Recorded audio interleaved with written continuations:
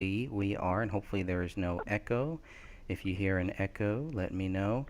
I want to thank everybody that is joining us live here. We are having another conference call. It's been a long time since we've had one. We have Sophia here, we have Catherine here, and we have a new person to join us tonight, Stephen Sanzeri. Hope Well, everybody is Hey hello. guys, doing good. well, Welcome, thank welcome. you, thank you for having me on. Absolutely. So far it's just us, but if anybody else who has the call-in information wants to come on, I will make sure to pop them in as well. I'm going to give a little visual over here, maybe play something or just kind of have something going on in the background. But I believe I'm going to pull up the chat. I hope everybody in the chat is doing good. Hope you all can hear us. Thank you all for hanging in there while we are, or were, a few minutes late. Catherine, can you hear me okay on your side? Am I speaking at a normal level as a Yes, human yes, being? it sounds really good. I do not have my ear pressed up against my Good. screen. I'm glad. Well, Yay! we got about 6 or 7 people in the chat. Even though I look on live chat and it says that we have one, so we'll I'll go with that. No problem. That's how YouTube works, so we're not going to worry about any of that. Oh, and all of a sudden it switched to 8. Excellent. So welcome everybody. I'll try to keep the chat open so I can follow along. Let us know if you hear any issues, any audio issues. We are going to start with my new friend, and I feel like talking to Stephen Sanzeri. It feels like when we just started chatting, it's just like we had always been friends, and that's really cool that happens. That doesn't always happen here. But what I got for you, Stephen, I got a list of questions here. Just some questions that I would like to cover. But I think what a lot of people would probably want to know from you is who are you? Can you kind of give us a little uh, information about your background, what you've done in the past, and then we're going to jump into your views on this case. Well, no, that'd be great. Thank you. Briefly, born and raised in San Francisco and down the peninsula.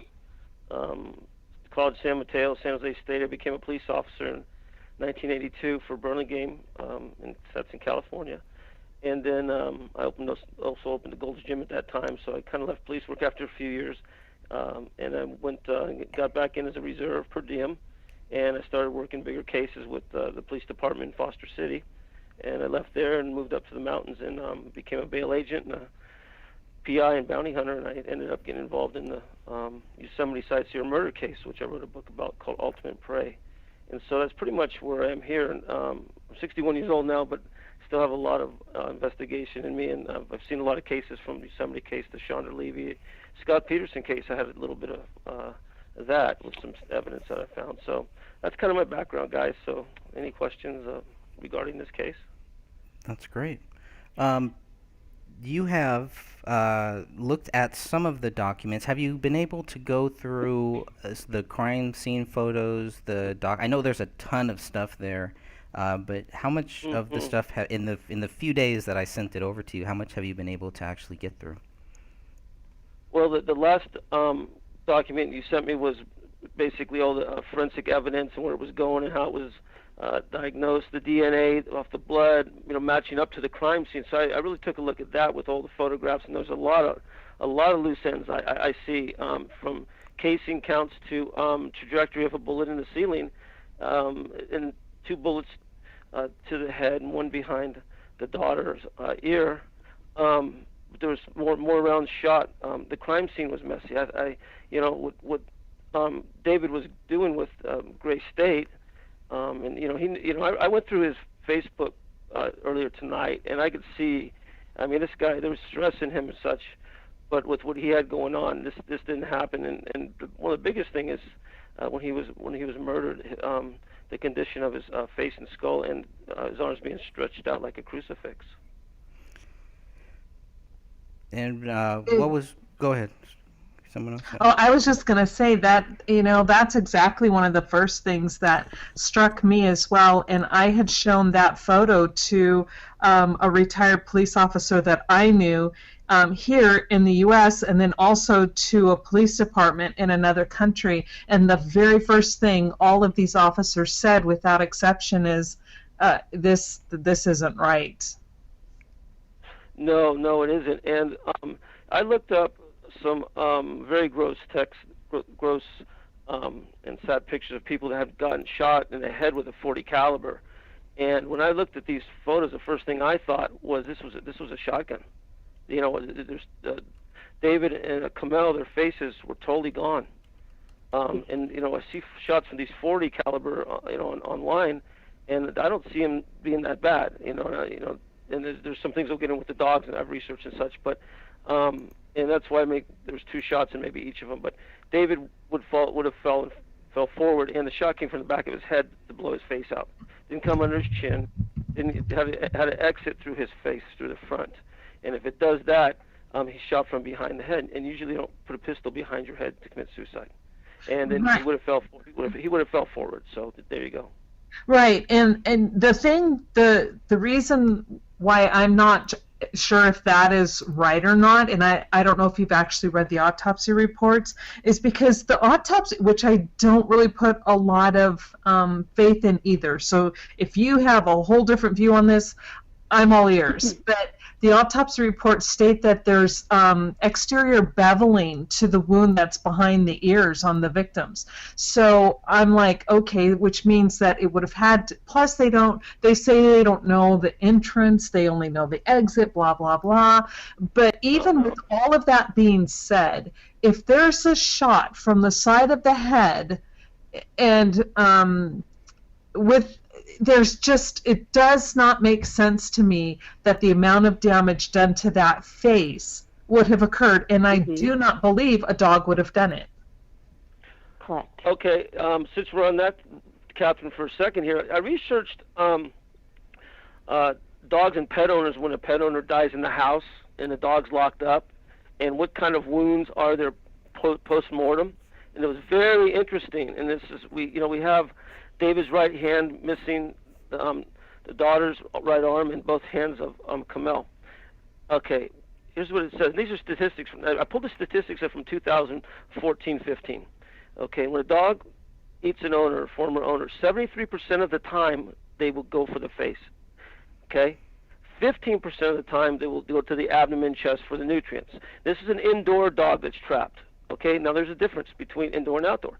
The outdoor dogs, most of the time, will go for the entrails, the inside where the nutrients are, because they're outdoor. Okay, followed by the face, and last is the limbs. Limbs are the lowest on both categories. Less than 15% are limbs. So the dog didn't chew on the limbs and then take them off. Those were severed. And you know what? And I agree, and I think I've read those statistics that you're talking about. And here's another interesting thing that I think, something I will think you will find interesting. When I spoke with the coroner, the medical examiner here where I live, and he was trying to convince me that this dog did all this damage to the bodies, and I'm like, no, I've seen some too. And so he brings out a photo of an older person. Now, mind you, older people have softer bones and stuff like that, but an older person who supposedly was devoured by their dog in just 16 hours. But my comment to him was, the first thing I noticed is, as I told him, I said, but her head is still intact. Mm-hmm. So you're trying to tell me that this little dog ate 2 heads and left a smaller head that's more pliable alone, but yet ate that arm. I said, what you're trying to tell me doesn't add up to what I see in the scene. And he just got really upset because I'm like, but her head is still there. I mean, yes, the flesh was missing from the head, and I don't know if he was trying to shock me with the photo, but I've seen dead bodies and decomp and watched autopsies, so it's like, okay, sorry, dude, you can't shock me. But he never did respond to that. So, have you ever seen? Have you seen a dog that is actually consumed? That's one thing I have to say personally I have not seen in person was scavenging by an animal. Have you seen anything like that? No, not with a dog. I've seen it with maggots in a bathtub of a guy who just couldn't get out and was actually being eaten alive. But it was also interesting because the maggots went for the face and for the entrails. But I believe there's a good chance the dog ate the face and the parts there. And the reason is that in the statistics, it's very high on an indoor dog. Okay, 73% of indoor owners' bites or postmortem cannibalism, or whatever, for meals for a dog is 73% indoor will go for the face first. So if that was opened up by a bullet wound, the dog would then make it bigger, wider. You know what I'm saying? It would clean it out, and then what would happen is it goes for the entrails. With his daughter's stomach, I looked at it, and it looks like the dog might have started there, and I'm not, but there's some looks like almost some like knife wounds almost there, you know. So I can't quite make that out. Yeah, what you're seeing.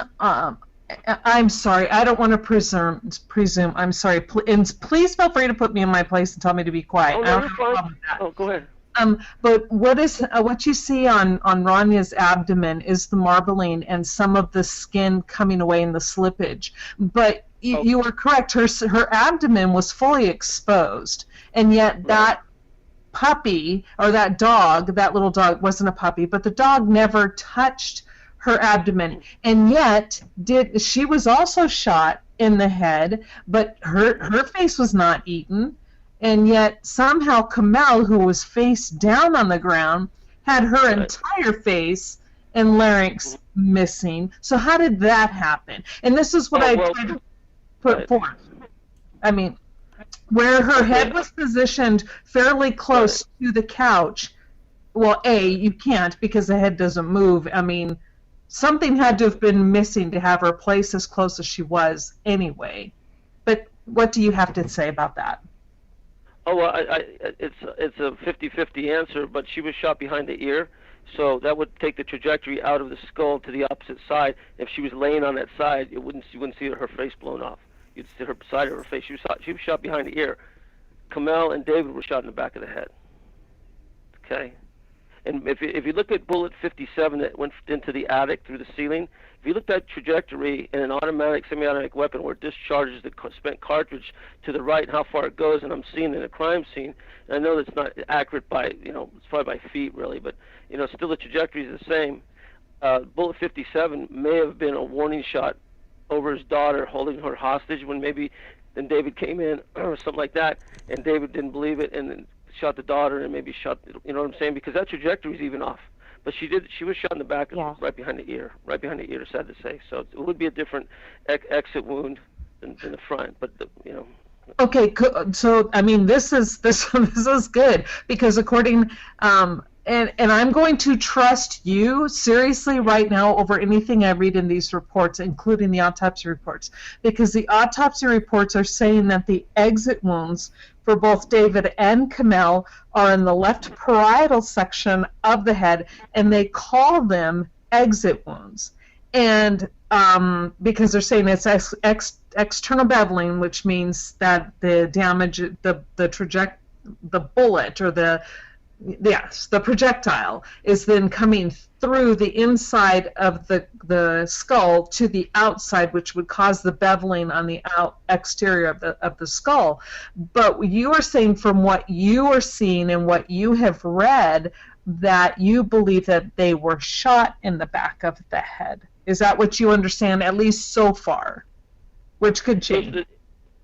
Until I saw this stat with the indoor dog, 73% for the face or skull when it's opened up. I've thought, like I said, the first thing I thought was a shotgun. I couldn't believe a 40 caliber, and I pulled the pictures up, and I've seen in the old days a couple headshots. They don't blow the whole face out. They really don't. They'll deform and everything else. But I kind of question that just from what I could see, how much was opened up. I mean, all that was attached was the back of his skull to the spine. The whole head was gone, literally. So it tells me that after I was reading the stats on canines, I believe the canine 73% could have went in there and really did a number and cleaned it out. Yes. I think that's what I think. I'm sorry. I'm sorry. I have a bad habit of interrupting. I'm sorry. Oh, no, it's okay. No, you're fine. No, because here's the narrative goes though is that the faces were not blown out by the bullet per se. They're trying to say, of course, that they was shot with the 40 cal, but that the dog ate the faces and the skull, and that the damage seen was done by the dog and not the bullets. Well, there's the other thing is I think Kamel had 2 bullets went through her. I think, and you know I count 7 casings, 7 bullets basically because they're counting 1 casing unidentifiable, which means maybe it was another a round from different manufacturer. But cops know a round is, so I'm calling 7 shots. Okay, I'm calling 2 to Kamel, 2 to David, and one to the daughter. That's 5 shots. 1 went up into the ceiling up there, and the other one was lost also. There was 2 basically that were lost. So he was shot in the. I think he was shot twice to give it that effect to the front of the face. I think that's also a good theory on this. There was one that was shot into the living room floor that was lodged in the basement too. That was item 45. And there was no blood and no DNA found on that one. On that bullet. Does that one show? Oh yeah, they got. Yeah. Mm-hmm. Go ahead. Yeah, that's. I'm sorry. See, those are 2 bullets that didn't hit targets, and that adds up really to 7 bullets. And then there's one. 5 and. Yeah, and there's one unspent round that was found in the living room floor. Mm-hmm. What do you think about that? About that one? That one wasn't tested either. Unspent round. Like I said, I think this is. I'm not calling this necessarily a pro hit on this thing. There's more than one person involved. I think it's a very sloppy crime scene. The cover-up's poor. He didn't walk around the whole house bloody and do all this kind of stuff. They had gloves on, and they were looking for some stuff. You ask why the drapes were open, and nobody took his computer or anything like that. You know what? They were going to get to it anyway. These guys were sloppy hit, and that's why you got. Why is that? What's with the miss up in the ceiling, Greg? Yeah. If you're that close, you usually hit something, and I think it was a warning shot. I think it was going to be a hostage suffering thing, and then they mutilated him too. I mean, this isn't one guy, and it's not. If it was a black ops, it would be just like Phil Marshall. Yeah, it would be clean. It'd be right? clean. Yeah. Clean, really clean. Yeah. So that's what I think. And since you're a former officer, I would really like to get this kind of cleared up, because this item 57 has been a huge bone of contention, because especially Greg, I don't want to say me, Greg has been trying desperately to get the actual photograph of that bullet hole in the ceiling from the day of the crime, and they do not and will not give him a copy of that photograph. Yet they give us the copy, and they first noticed it, and they state in their reports that they noticed it and were informed of that bullet hole in the ceiling a month later. There's no mention in any reports prior. How often does that occur? Where a police officer would walk into a scene like that and not even bother to look up when they're even moving a Christmas tree out of the way, which is where the bullet hole would have been. Oh, absolutely. And it's not a large house. It has 8-foot ceilings. It's right in front of you. So do you think that is it easy to miss, or should they have seen it? Oh, no, they should have seen it. No, it's very easy. It's, like I said, 8-foot ceilings. It's right. You wouldn't miss that. Well, yeah, because that's kind of what I questioned one of the officers about. I sent him an email and I said, I'm reading the report, and, it states that you put on a month later an obvious defect in the ceiling. So was that missed on, or am I missing it in the report, or was it missed by you guys on the date that you guys arrived at the crime scene? And no response. They should have caught it when they were at the crime scene the first minute. Yeah. Holes in ceilings aren't normal. If you really look up, there's really not a lot of holes in anybody's ceiling. And the hole's not going to be super big or anything, but you'd notice it. My question, Catherine, is, I looked at the trajectory of 57, the bullet up into the attic through the ceiling, and I look where it would have been shot from with a discharge with out of the breech of the 40 caliber, where that casing go, how far. I line it up with casing number 7, and that puts casing number 7. That puts the gun behind the daughter's head, even right then, and that's why I think. And so 57, he maybe shot in the air. Said, "I'm serious." No. He shoots the daughter, because that's a really makes parents will suffer forever just on that, and then takes care of Karen. Or Kamel, but I still believe they were shot behind the head. So I think that there was somebody holding a gun to the daughter's head, and the other guys were behind them. The guy didn't shoot her and run over because something would have happened. So there was other people involved. That's how I believe it. That's because of the trajectory on number 57. You're right. That makes a lot of sense, and I think a lot of people would agree with that. However, again, and I'm okay, please understand I'm not being argumentative. I'm trying to get this understanding in my head. So then in other words, that 57, that the defect in the ceiling actually was there then on that date, and yet somehow it wasn't noticed until a month later, because this is kind of where my theory or my thought process on this is it wasn't there. 57 wasn't put into that ceiling until later on, maybe even the day that it was called in, and when the police officers showed up again a second or third time and said, "Oh, yeah, there's an obvious defect in the ceiling." And I'm like, well, if it was there that first time, with the amount of people in and out between BCA, crime scene techs, the police officers, and even the sheriff's department, someone would have seen that defect in the ceiling, and they would have had to, at that point, put a little marker on it, at least tagged it and marked it, but it was not done by anybody. And I'm trying to formulate how that could have happened. Well, here's the thing, is that there's 7 casings count on the floor. There's 7 casings. Like I said, I tie number 7 casing from the angle where the shooter was at to the bullet number 57. Maybe they didn't want to put that down. I don't know. When you have a shot that's missed, or there's something that didn't go right, and you don't want to shoot that many shots. Those houses aren't that far away. You start shooting it up in there, people are going to notice sooner or later. So that was a mistake, and that mistake may have changed the MO into something else. It makes them sloppier. If they, now they're really sloppy. They got blood everywhere and all this and that, and prints that they haven't matched up, because I know they got prints. Okay, I think it finally jived with what you just said. So thanks. That's what I think. Yeah. Yes. So there were 7 casings on that day, but only 6 fragments that were found, and that 7th fragment was then found a month later. Right. And Gotcha. you got, like Greg said, you have 2 misses. You have one in the floor, one up there.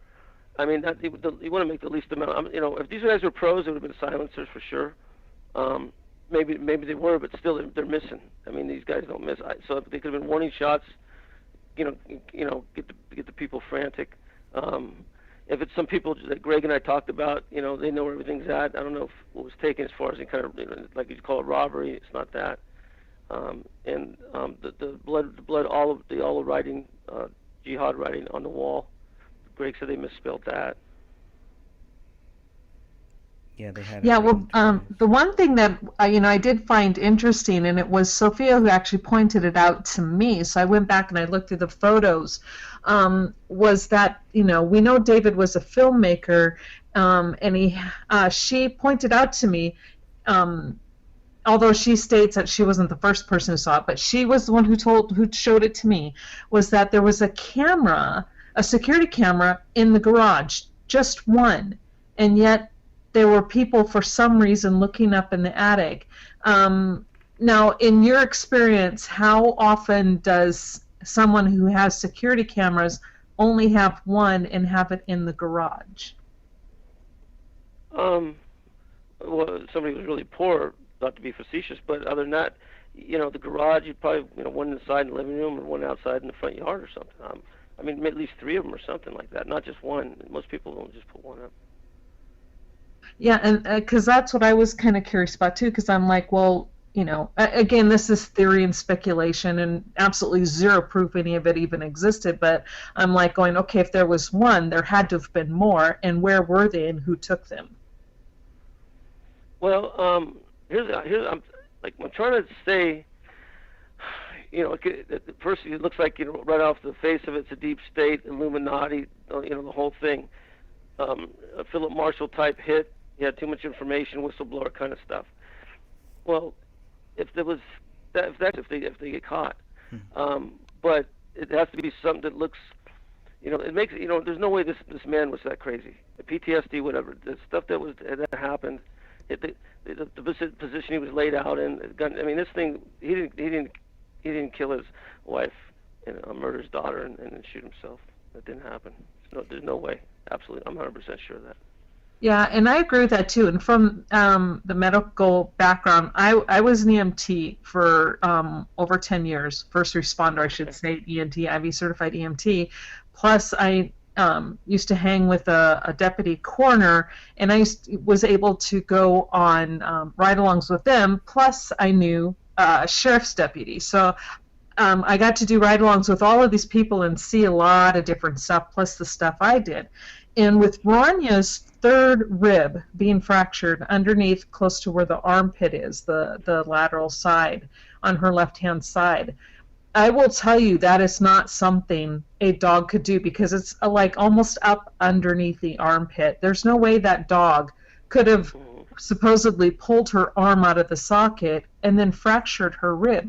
That was done by somebody else, by a form of blunt force trauma, some type of pressure or something like that.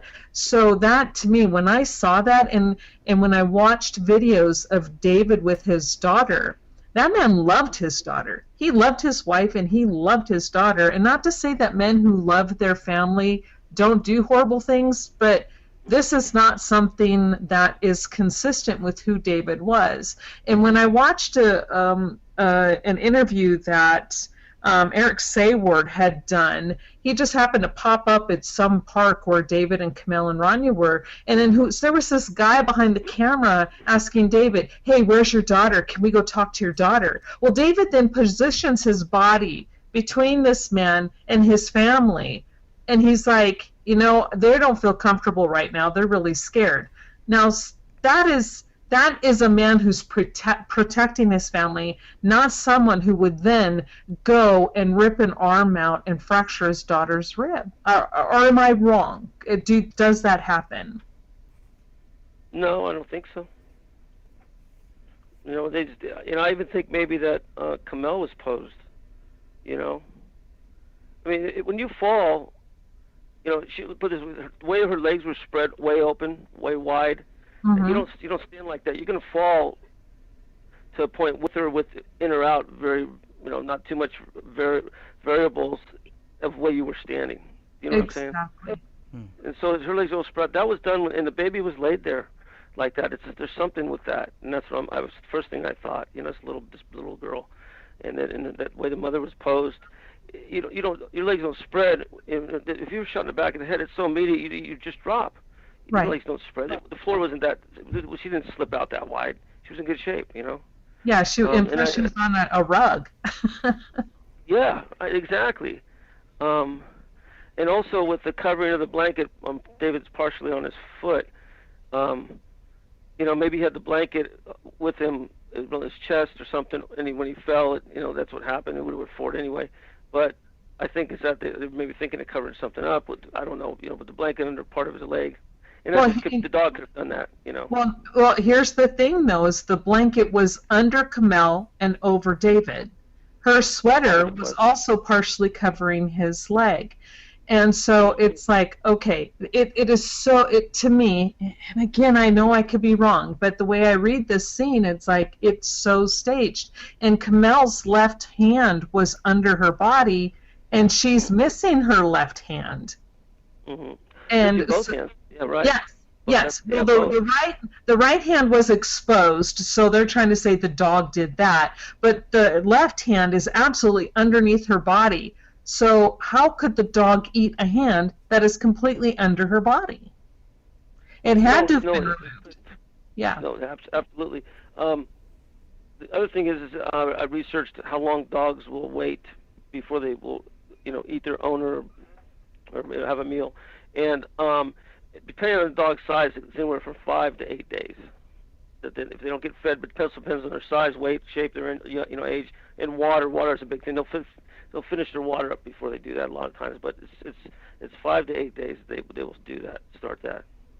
That is good to know. That is good to know. Yeah. And Can I here's cut in? something. Go ahead. There was 2 points I wanted to make in regards to Camille. The 3 spent bullets that were found on the carpet that day all had her DNA. Her blood. 3 hollow points. So it was 3. That- Yeah, she got shot 3 times. Okay, there's a lot of bullets. Yeah. That's And a lot. then, would a dog do that much scavenging if there is bags of food on the floor in the kitchen for him? No, I don't think so.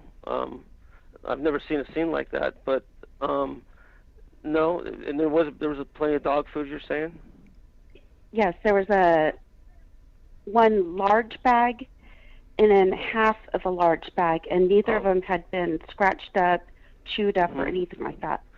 Okay, and So that's good. You told us about the 3 bullets because I was guessing too that into Camille. Now, if there's 3, that'll explain why the front of the face was out, and that the dog would, if he had food, no, the dog wouldn't have then feasted on any kind of thing from the face or what have you. And then that makes sense with the 3 bullets because it would do that kind of damage. I remind everybody Yeah. of that, only because, well, I couldn't say it earlier. You guys are having such a great discussion, but also Derek in the chat had brought that up too. And Yeah. Sorry, can you say that again? Derek in the chat, the live chat that's going on YouTube, had brought it up also. Oh, okay. About the okay. 3 bullets. Sure. Yeah. I just saw too much damage to the face. Like I said, the first thing I was thinking that it had to be a shotgun. I've seen those. I've never seen a 40. The skull bones scattered throughout the scene and jaw bones and stuff like that. It's just Right. it's almost as if somebody took something to their faces. You know what? You might be correct on that because on both of them they said it was just the back of the skull attached to the spine. So you're looking probably 3/4 or more of the head gone. So that's why David had to have had at least 2. Because I looked at the photographs and it's pretty bad. Mhm. So that's It a is. good point. Yeah, that's Now, a good point. well, That's isn't why it? Go ahead. Finish your thought there. Oh no, go ahead, Greg. I was gonna say, isn't it strange then that with all of these bullets, none of David's blood is found on any of these bullets? How's that possible? Just DNA, and that was it. On what? Just as DNA on item 57, the attic. They have That was hair. They have attached to hair. it. Yeah, they have hair and other things on those bullets. Yeah, but there's But nothing. But none of it from- belonged to David. It all belonged to Camille or Rania. Not one of those fragments had David's hair, tissue, blood, or scalp. Nothing. It's so weird. That's well, correct. then where did those bullets go? That killed David. Yeah. That's We what don't even know if he was killed there. That's what we keep asking, and they won't answer us. If let's say they lined them up and used just 3 bullets through both of them, you wouldn't see the damage on Camille. The bullet would have to go through 2 skulls. So if you think it that way, but otherwise, where's the bullets for David? I mean, and that's why I was looking. I could see David's face, but not Camille's. That's why I think they're not mentioning it, but there was a shotgun used. One shot, you just pick up the shotgun, and it's possible. Well, I don't know. And you could very well be right. And the thing too is that I had my deputy coroner friend look at a piece of skull that's in one of the photos, and because I'm like, hey, look at this and tell me what I am seeing, because I had a feeling what I was seeing, but I didn't know for sure. And I said, okay, tell me what I'm seeing here. And they looked at it and they go, oh, this person, I mean, they're just looking at the skull. And the first words out of their mouth was, oh, this person was killed. This is multiple blunt force trauma. And I mean, I went cold. My blood went cold, and I said, "Excuse me." And they said, "Oh yeah." And now this is a deputy coroner that had over 3,000 cases, so they know their stuff. They deal with this obviously a lot. And they said, yeah, and they started pointing things out. Then they started counting. They stopped counting at 10, and they said there are at least 10, if 10 more, or possibly more, blows to the skull in this person. And they said some of these are severe enough that one of these blows could have killed them. So they said the person, which we then, through reading the reports and putting together autopsy reports, and you look at where things were found, this piece of skull bone belonged to David. And so he was actually beat. His head, he suffered multiple blunt force trauma as well as the gunshot wounds to the head. This man was brutalized. The whole family was brutalized. But so this wasn't. Yeah, this was. They didn't go in there quickly, but I was going to say something about some blood around Dave. But go ahead. Oh no, no! Please, you go ahead. Oh, okay. So, like in the police academy, we were taught, if you get in a fight, try to avoid the head. Like just the littlest thing with a baton, the guy looks like you shot him. It's terrible. You bleed from your face a lot. If you look at David's left sleeve, I mean, he's very blood soaked. Okay, if it was a situation when he was shot back of the head, he wouldn't have his arm so soaked on the other side, on his left, because his hand's still in everything. Right side, yes.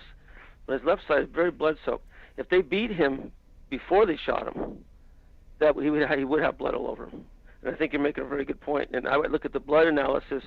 It's not splattered or anything like that, but it's so blood soaked on his left hand that's stretched out, his left arm, the whole thing's soaked with blood. And then you look at his wife from pants or whatever, and the little girl, but he's very blood soaked, and that probably came from strikes to the head or in face. Absolutely. Yeah, and that's, I mean, I'm so glad you're here, because things are just coming together in my brain now. I'll probably be up for the next 2 days taking notes. But because, yeah, looking at that photo, if you look at his shirt, it's almost a straight line down the center of his shirt, and it is only his left side that is soaked. Right. But yet, where's his blood? They do not find his blood or Ranya's blood anywhere in that house, except for Ranya's blood is on a bullet fragment. That's it. Right. What you're saying is he possibly was just beat, not shot. That's what you're thinking. We don't even know if he was in the house when this occurred. Oh, I believe he was all both. the blood that was, when they tested just the 16 samples, was it 16 or 19? I think it was 19 samples. It was all Camel's. Everything that came back, except for the blood that was on the knife and the cartridge that was, or the magazine that was in the gun. That was it. Correct. Everything else was Camel's. The wall, the computer, the cell phone, the quote-unquote footprints. There's another DNA profile that's right, a second DNA profile that we still don't know who that 2 to 3 unknown DNA profiles. Right. So Greg, what are you thinking? 3 people involved in this? Yeah. We're answering for you now, Greg. How dare you turn it back on me? Yeah, definitely. I think multiple shooters from multiple places. Somebody standing by the front door, somebody else by the back door, and somebody that knew this family, somebody that knew the house, and somebody that knew this dog. Mm-hmm. Was there any kind of report on how come the neighbors didn't hear any gunshots or anything? They did hear something. We have two neighbors. One neighbor mentions rapid fire gunshots. He was asked to kind of narrow down the time or the date, and he came up with he was able to narrow it down to December 10th.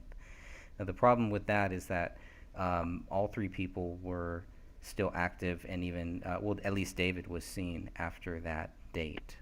Kamel was still texting people, so there was still activity. Right. So I don't know about that timeline. Then there was another neighbor who said that possibly he heard something that sounded like gunshots closer to Christmas, sometime between Christmas Eve and New Year's Eve.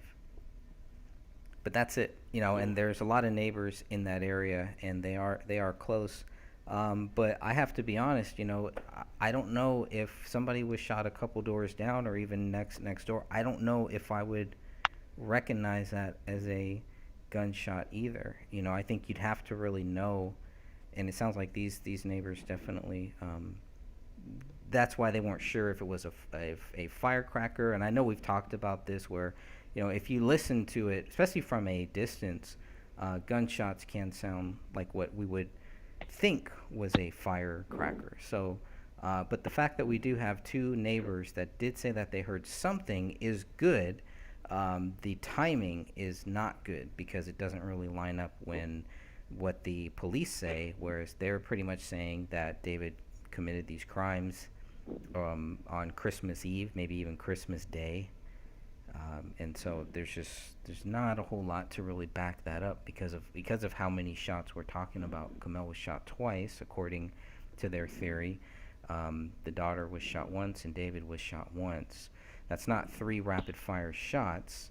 That would account for 3 shots for shooting Kamel twice and shooting the daughter. But again, once it sounds very plausible, but when you start digging into it and digging deeper, it just doesn't make sense. It doesn't add up, and there's still missing shots that nobody heard. Did you see David's left hand? Have you seen that, Stephen?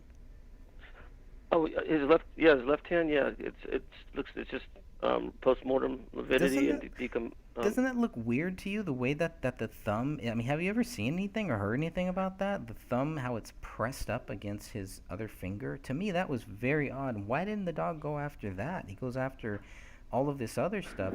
The dog what the dog ate to me seems very selective, and there's no real rhyme or reason that I can come up with. Well, if he's going to eat one of David's hands, why not eat both of them? If he's going to eat all of David's head, and there's a hand right there, the hand is pretty much like right there. Why not go after that? Anyways, any thoughts on that? Well, like I said, I got it. It was an unusual query, but I looked up the percentages, and then 73% do the skull first. I mean, it's not like there's a bunch of these kind of cases, so. You'll be pretty solid with those figures probably through SPCA or what have you. That this, Right. This is what's happened. It's happened for years probably. So, it's like I said, outside at the entrails and stomach, chest area, for an outside dog more. For some reason, those stats so I go back. But like I said, the lowest octane meal a dog would have would be the limbs. That's the lowest on both categories. And I really have to say that what you're saying in the research is pretty close to what I saw that the medical examiner showed me, because what was mostly missing were of course, all of the flesh, but were like the ribs. But again, this is an older person, very old, so ribs, arms and stuff, but the skull bone, the vertebral column, all of that was still there, and even some of the ribs. But the hands were gone, and so that was. It fits with what the statistics are saying. Right. Well, did that person die of a gunshot wound to the head? Did it open that cavity up there? No. That's the difference too. Well, No. yeah, but see, the dog won't do the brains. And such, unless there's an open wound or something started almost up there. That's kind of how this came around with the suicides into the head. But as far as the limbs go, if they don't do that, they go to the entrails usually before the limbs. But they could do limbs, sure. And the older person's softer. Dogs know things like that, I'm sure. Yeah. But it's a lower percentage of it, but it absolutely can happen. But it didn't happen in this case. Yeah, and there's something else, and I'm trying to find my notes, but it's It is in here in the report somewhere. It is mentioned once in one place out of the however many pages we have right now to go through.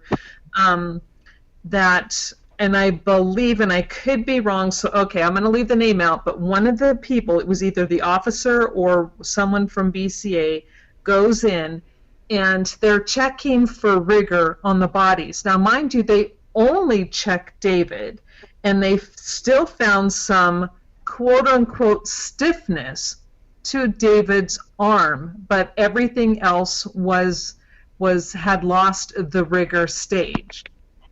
Now, and then they stated that they and they write in their notes, they did not check Kamel or Rania. Now that right there, I'm like going, why would you not? If you're finding partial rigor in an arm, in an extremity, why would you not check the others for partial rigor? Well, you can tell. You can look. I mean, for one, it looks like the time of death's about the same time, and you just check one for rigor, and there's obviously no heartbeat. You know, the other ones visually have rigor. You know, rigor goes in the first 18 to 24 hours. You know, right. And it just decomposition. They decompose at that time, but that's kind of how, you know, I mean, that's how that works. I'm just curious, you know, what else they covered up on it, you know. Yeah, I agree. And the one thing, and I would like to get, you know, your input, because so far everyone I've spoken to has agreed, and they didn't know they were agreeing because I asked them independently, but agreed with what the medical examiner here stated, because I showed him the photo and I'm like, okay, how long, in your opinion, and I understand it's a photograph, just give me your best guesstimate, do you believe these bodies were laying there? And without pausing, he goes 4 to 7 days, 10 days at most. He goes, these bodies were not there that long. And I said, okay, so what are you going on to do? I mean, I'm not questioning, he's a doctor, but I was just trying to get information. And he said, based on the marbling and the condition of the bodies, and he asked the temperature of the room and where were they located. And I told him that the house was set to, was it 68 degrees, right? Yes. Yeah, okay, set to 68 degrees. The back door was just cracked. It was not open, but it was still cracked. And I asked him, I said, it's in Minnesota, it's winter time, it's cracked, but the temperature is set to 68 degrees. The heater was on when they walked in. Would that have affected, would it have been enough cold air to stop or slow the decomp process? And he said no. He goes, no, but in his professional opinion, they were really only there 4 to 7 days, 10 days at most, which really lines up with what we are also finding. And yet the narrative is that they were killed December 24th, but found January 17th. Mm-hmm.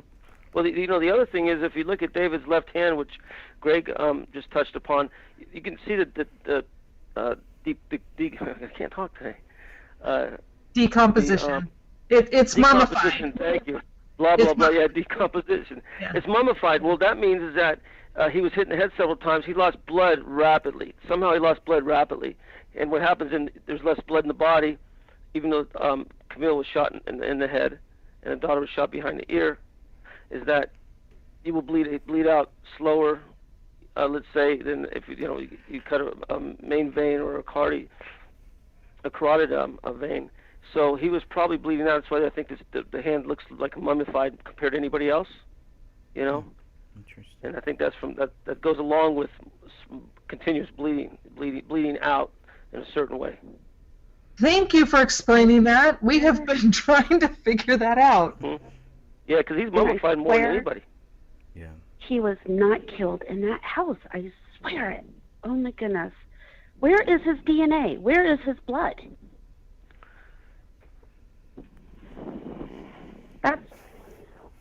I'm gonna look back. You know, we're done tonight. I'm gonna read back. I might have missed something on that. You know, and I'm saying that we all assume that makes what I've me and you, but I'm gonna look back, and that's interesting. He was brought in there after the fact, or brought him in there when they were holding him hostage or something. You're saying possibly. I mean, it's my opinion only because his DNA is just not found in the things that they tested. Now, there are, I believe, either 22 or 23 tests or samples that were not tested. I thought like some of the blood in the other rooms and such on notepads were his blood. Mm-mm. Okay, I'll double check that. Yeah, they were able Well, to match his fingerprint to the blood that was found in the notepad, and his blood was actually found on the magazine of the gun too. Right. But I think that's the only place where, which is also weird. How does it get there? Was he wounded? And I think that's the biggest thing. It's like, well, item 57 also kind of, item 57, the unspent bullet, all of that just looks like somebody or multiple people came into this house, broke their way, maybe, I don't know about broke their way in, but they were able to get in and just do a lot of damage. Yeah, that is the whole thing. If they weren't killed there, obviously that goes off into a whole another issue. Okay, where were they killed? Was this a hostage thing? So it just leads into so many different questions that it's I don't know, it's really frustrating, but that's why it's good to have these type of talks. So it's good to bounce ideas off of people, and I always learn something from these conference calls, always.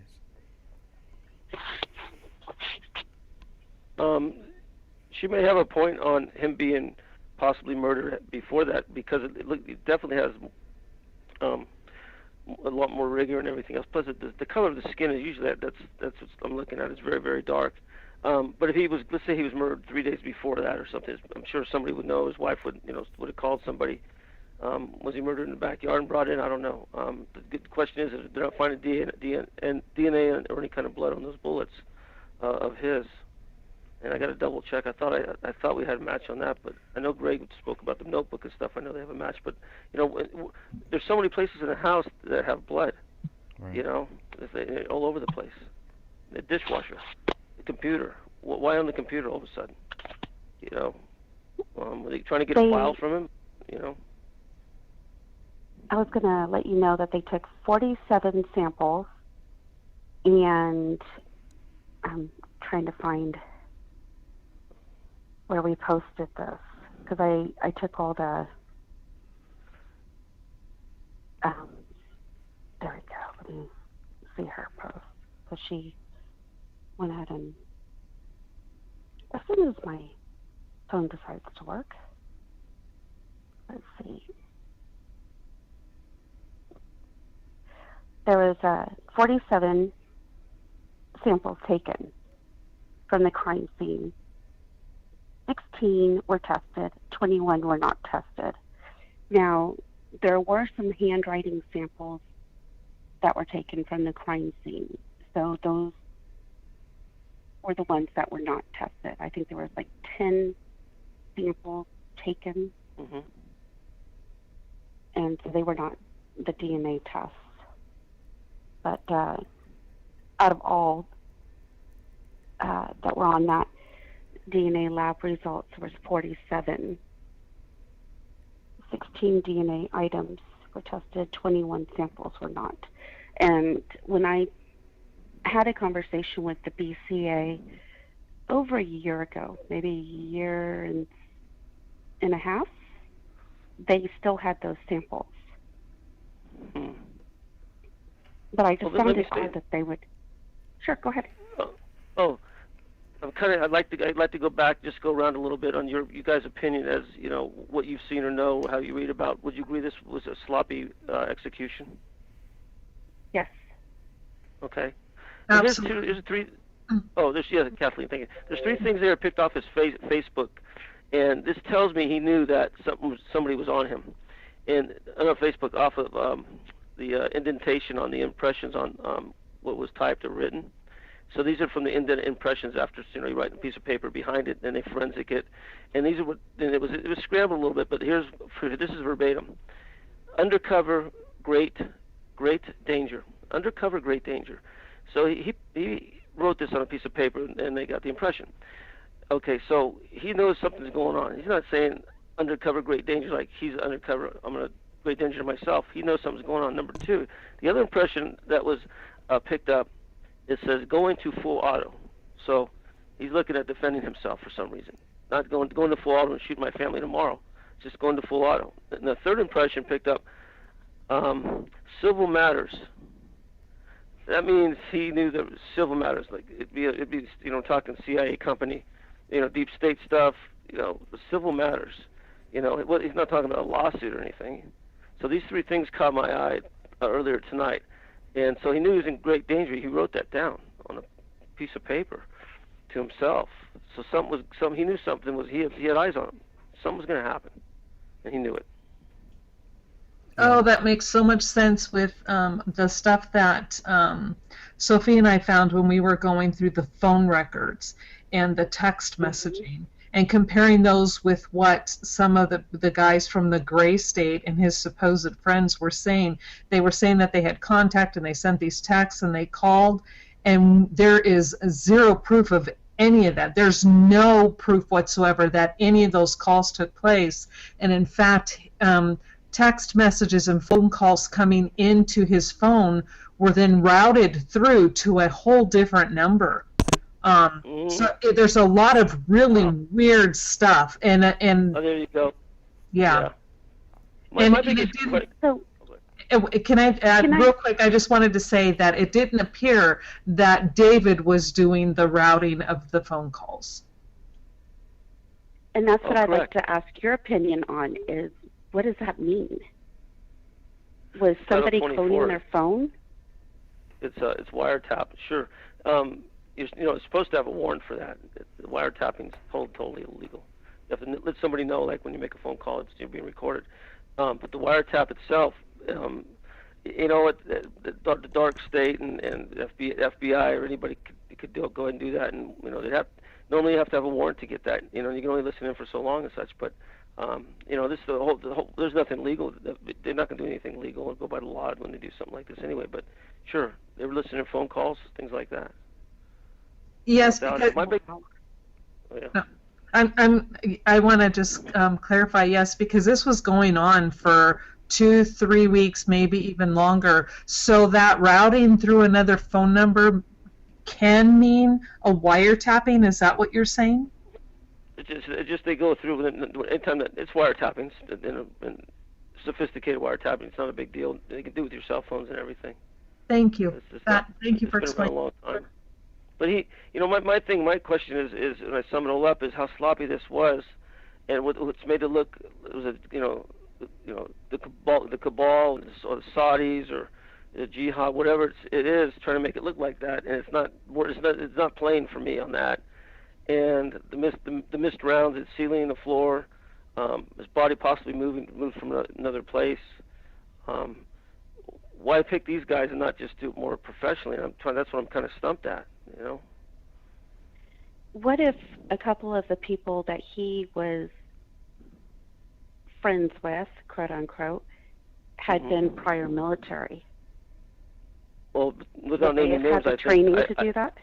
Sure, and without naming names, I think that there's at least two of them involved with this, and maybe then a pro.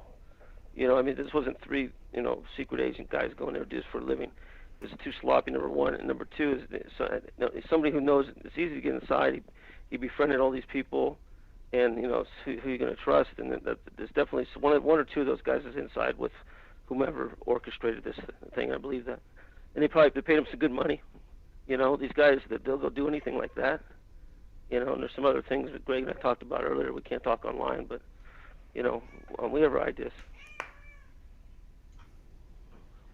Oh, thank you. Thank you. I mean, you're making this so much clearer. Thank you so much. Yeah, You're welcome. absolutely. My other question would be, since you have worked as a police officer, the pot, that didn't show up in any of their talk screens. And So what are you talking about? Marijuana? Yeah. Mhm. Well, I missed the narrative on the marijuana. What happened? They did find it at the crime scene. They took photos of it. It's sitting on the dresser, open in the grinder. The grinder is open, and it's just sitting there.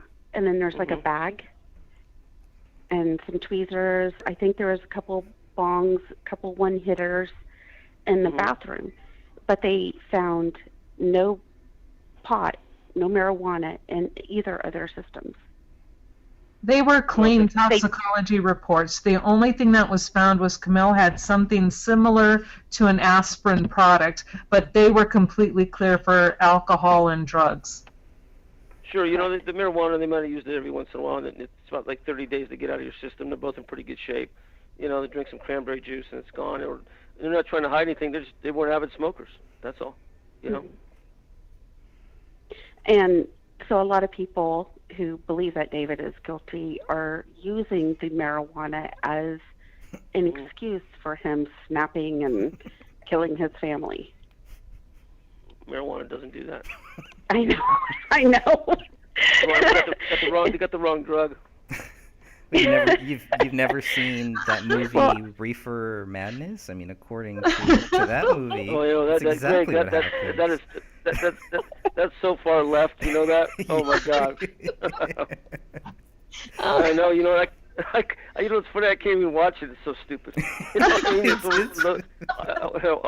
I'll watch Half Baked 10 times before I watch that one. You know, that movie's terrible. Yeah, it is. It really is. It's funny. But, it's funny to watch it every now and then because of how bad it is. Sometimes I don't know, sometimes Greg. I don't movies know. are so I don't bad. have the patience for that. Yeah. Well, you Yeah, gotta I have feel sad for God. you gotta have a couple drinks to watch that one, I'm sure. But Oh, absolutely. we had a couple people have asked me, and I don't know, Stephen. I know we've talked about this photo. Have you seen the photo of the dog, of the family dog taken a couple days later, next to No, I David's haven't. brother? I have not seen it. Okay, I've had a few people. They want me to make sure that I get you that photo, so I want to make sure that I get you that photo. They just want to hear. Sure. They want to hear your thoughts on that. What kind, by the way, what size, what kind of dog was it? I really don't have any idea. It's a medium-sized half beagle, and you know, a very friendly dog. And I don't know exactly how. I forget the age of it, but it wasn't that old either. But And also, it's important to note that in one of the articles online, it stated that at the time when Paleo was taken to the vet, he only weighed roughly 15 pounds and normally was a 20-pound dog. Oh, okay. Then, yeah, you know, there's just, you know, he didn't consume the hands or limbs. I don't, you know, he might have done a little bit on the skulls, but that the dog didn't gain any weight. You know, the dog, none of the entrails were opened up. If the dog was really starving, he would have, you know, went into the cavity. But he had that food like she said. There's food in the kitchen, which I was unaware of. I thought, you know. But the dog didn't eat the food either. That's the thing. Well, the dog knew what happened. The dog went into depression. That's what will happen. Okay, there you go. Yeah, the dog. That's just the dog. You know how dogs are so smart. They know something went wrong, and that's just, you know. I watched on Facebook, YouTube the other day of the dogs that go to cemeteries 3 or 4 years later, and they whimper for their owner that passed away, you know, 3 years earlier, and they know. You know, they know under the grass and everything. So, no, dog. That doesn't surprise me at all. And the dog will hold back too. From, you know, the dog knows that, you know, it's the last resort. You know. So you know, if that was that good of a dog, you know. One of the we just got a great question in the our chat room too, about that dog. If the dog did all of this damage, would there be blood on its mouth? Would there be blood on its paws? Would we expect to find that? Because I think that's why people want you to see this photo, because there's nothing like that there. Maybe they cleaned it up by that time. You know, maybe they gave the dog a bath or something. But would Nope. we expect to find that? No. They weren't supposed to do anything with the dog. Just feed and water him. That's true. You're right. Depending if the dog did eat some bone and such, I mean, they'll go ahead and give the dog an enema, and then that's what the first thing, you know, as law enforcement we would do, you know, take it to the vet and give it an enema and get the evidence out. Test it. before it digests all the way or what have you. Yeah. And you're going to find it's going to go into the feces, and you're going to find human bone in there. You don't digest bone. Stephen, So if the dog, you know, I wanted you to know that the police, the officer who dropped off the dog, explicitly told the kennel that they took him to not do anything to the dog other than provide it food and water only, not anything else. you know what? You want to know what giving a dog an enema doesn't harm him. I mean, that's just investigations 101. Those cases You know. that you talked about, Stephen, about how they, I think you said 73%, the dog eats Mhm. the owners. Did they mention anything about testing feces or anything like that in those? Oh, no, they don't say anything like that. But I mean, that's what you would do that. Hmm. Because a dog may have ate a bullet. I mean, that's happened, I'm sure. The dog eating flesh and that swallows a bullet. I mean, that's not out of the realm by any means. So now we're missing a bullet. Let's X-ray the dog. Yeah. I have to jump in here because that's exactly what the narrative. I'm sorry, I'm so excited. You're bringing this stuff up, and it's like that's exactly the narrative. They were trying to say that the fragments were still inside the skull, and so the dog ate it all, and so that's why they disappeared and they couldn't find it. But yet they didn't test the dog or any of the feces. They just said that they. And now the door was cracked, but the dog couldn't get out. Is that correct? Correct. It was 1/4 inch open. Yeah. So there'd be all the feces inside. I'd collect that evidence. It'd be, automatic. Oh yeah, absolutely. They would just roll. Something like that. They'll take the whole rug, just roll it up, and take it and forensic the rug. I mean. And they took none of it. Yeah, I can see the feces in the picture. Yeah, they took none of it. They tested none of it. Well, if they would have And the taken search that warrant rug, did cover that, yeah, that's true. so they The could dog have is- legally done it. They can do everything. I'm kind of surprised, even though it's a sloppy hit. I mean, I truly believe that it wasn't a couple of friends who got high and drunk. Is that where the computers and all that kind of stuff didn't, they would have went in there and cleaned it up earlier. I don't know. Maybe it's better to leave them to go ahead and decompose. I don't know about that. That's why I question a couple of things like that. They usually go in there with the crime scene and pull the computers out if something involved that's, the government wants. Right, Greg? I would think so. Yeah, they did with Philip Marshall. They pulled everything out right away. The whole weed, and I don't know. It sounds like maybe we need to show you the photos of how that weed was actually laid out in their bedroom. It's not too similar, but it's not that much different from Phil Marshall, because that was one of the first things that the cops jumped on there too, is that Phil had weed out.